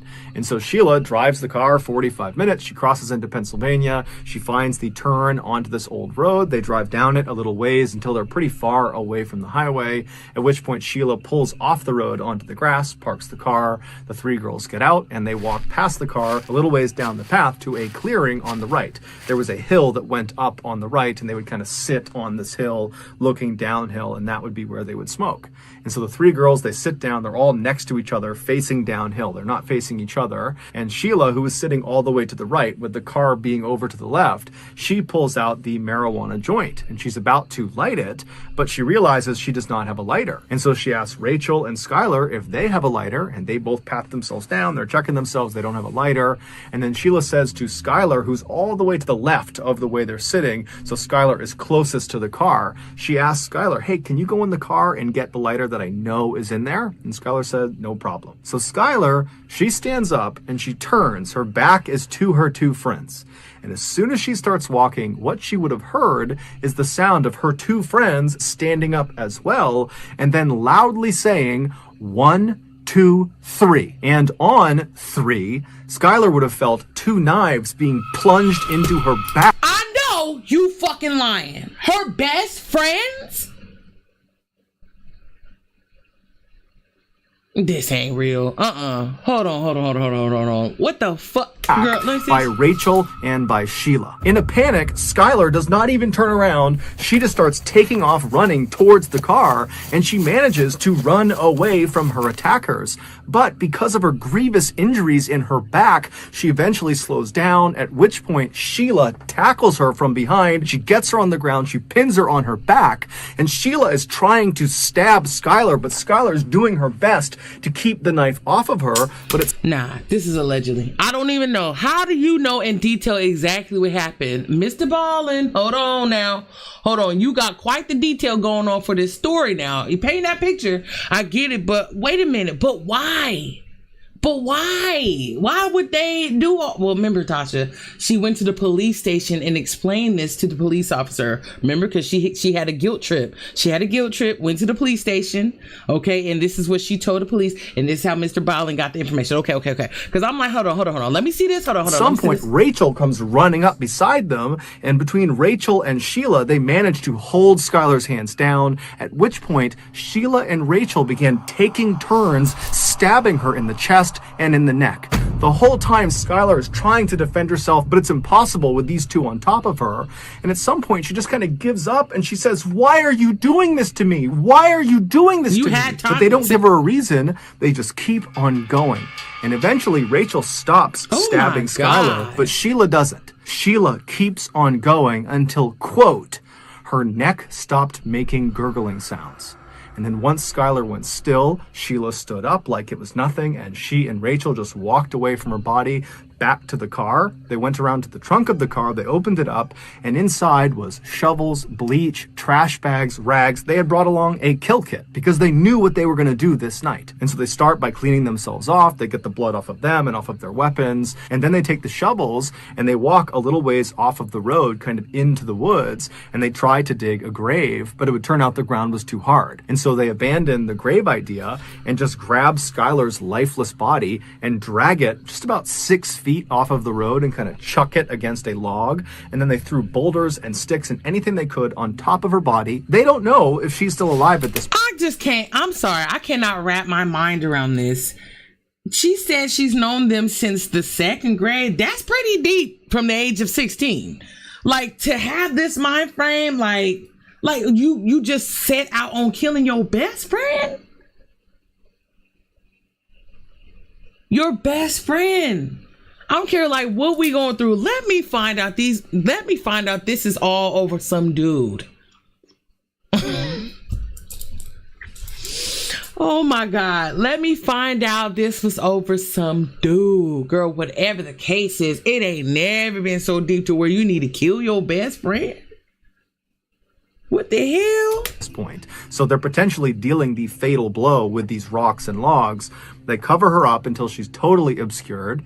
And then the two girls just walk back up. They grab their shovels, they grab their rags, their bleach, they put it back in the trunk, they hop in their car, and they drive away. It would turn out Rachel and Sheila had been planning this for months. The reason? They didn't like Skylar anymore, and apparently it wasn't enough to just be mean to her and not include her in things. They actually needed to kill her. Nah. And so the entire... Nah. Mr. Ballin, I'm sorry, I don't think so. That don't make any sense. That's so weird. Come on now. It's not computing in my mind that was the reason. I think the real reason it was probably over some dude, you know what I mean?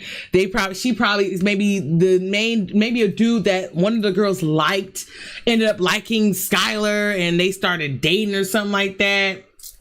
You know what I mean? I'm gonna need it to make more sense, maybe towards that way, not because you don't like her anymore after how many plus years? 2nd grade is deep, y'all. 2nd grade is like, oh, we family. You know what I mean? Nah, Mr. Ballin, you ain't got all the facts right. I definitely know it ain't because of that. Anybody watching this, y'all know definitely ain't because of that, honey. Oh, no. Night that they went out and snuck out, that was all planned. They knew Skylar did not want to come out and sneak out with them because they knew she was upset with them. And so they said whatever they had to say to convince her to leave her house and sneak out with them. And so she did. She snuck out. Yeah, and that don't make no sense. She didn't even want to hang with them that night. She didn't even want to hang with them that night. That makes no sense to me, y'all. The girl said that he's saying that the girls Sheila, which is the redhead, said that she killed her because she got tired of her wanting to hang with them, and because she wouldn't stay away, they wanted to kill her. Y'all, please. I'm sorry. I just can't. Something in my body is saying that is definitely bullshit. Okay, for sure. And then, but the night that y'all kill her, she didn't even want to hang with y'all no more. Make it make sense. It's just not. It's just when not. When she got in that car, Sheila and Rachel had their knives already in their front pocket of their sweatshirt, ready to go. And on their ride to the spot in Pennsylvania, Sheila and Rachel acted like, let's just go to this spot and smoke. When in reality, this was planned too. They wanted to make sure they were far away from Morgantown when they killed Skylar. And so when they got there and they walked down to their spot to actually begin smoking, Sheila and Rachel had intentionally not brought lighters, and Sheila had left a lighter in the car specifically so she could ask Skylar to go get it. Because the plan was, as soon as Skylar gets up to get that lighter and her back is to us, Sheila and Rachel had promised each other that they would count to 3 and then attack her. Ultimately, Rachel would be sentenced to 30 years in prison, but she'll be eligible for parole in 2023. And Sheila would be sentenced to life in prison, but she would also be eligible for parole in 2028. During their trials, Rachel was very remorseful and even gave an apology to Skylar's parents during the sentencing phase. Sheila, on the other hand, smirked during her trial for most of the time. She was smiling and totally making light of it. She said she didn't do it. Yeah, I can't watch this. Because, girl, I know y'all be seeing people leap in the courtroom to attack the motherfucking the killer. Baby, that's me. I swear to God, we gonna find something, okay? I got to throw a shoe, do something. You gonna smirk? Oh, don't incriminate yourself, Tosh. Don't say that shit on live, girl, because I'm telling the internet is forever, girl. Remember that. Because you smirking? Oh, honey, yeah. I'm gonna deal with your ass. I'm gonna just say that. Ain't no way. Not her smirking. Evil little bitch. Like, what the fuck? She was totally not remorseful, and she did not offer an apology to Skylar's parents. She did, however, leave think about that an while her ass in unbelievably cruel prison message rotten, though. on Twitter. In March of 2013, when the police came out and officially said, we have identified the remains in the forest in Pennsylvania as belonging to Skylar Neese, when that announcement was made, just a couple of days later, Sheila tweeted, we really did go on 3. Sheila was arrested 1 month later. So that's going to do it, guys. If you got something out of today's episode and you haven't done this already, please tell the like button. You're going to upload 3, 4, even 5 times a week on your YouTube channel, and then drop it down to 2 or 3 times a week, and then 1 or 2 times a week. Him in this like, y'all. Him in this like. It's creative, but bruh, Mr. Ballin, you trip. I don't know, y'all. I do not know, y'all. That is crazy to me. Okay. Ooh, please, man. Please be careful who you call your friend. Okay. Not everybody is your friend. Okay. Intention is everything. Intentions. Okay. Associate. All right. But friend, be careful who you call your friend. Okay. Talking about that bitch smirked in the courtroom. What are you trying to prove, you little bitch? Like, what the hell? Oh, but she gonna eat her fucking words, honey. Okay, she's going to definitely reap, honey, what she sow. I guarantee you, honey. I guarantee you. Okay, her ass sitting there. Oh, you thought it was funny, okay? You thought it was funny. Meanwhile, she hates herself every single day. I know it. You ain't nobody who is happy in jail, honey. Who or prison? Excuse me. But may that girl rest in peace, honey. But I still don't believe, honey, they killed her for that. I think she found out something about them. That she found out a big secret about them. And, honey, they were scared that she was going to tell people. Because, you know, teenagers, you know what I mean? Opinions of others is at an all-time high. You know what I mean? They're really sensitive about that. So you sensitive about that as an adult. You know what I mean? So let alone being a teenager where you go to school, you're still trying to figure yourself out. Hormones and adolescence at an all-time high. You know what I mean? Like, so...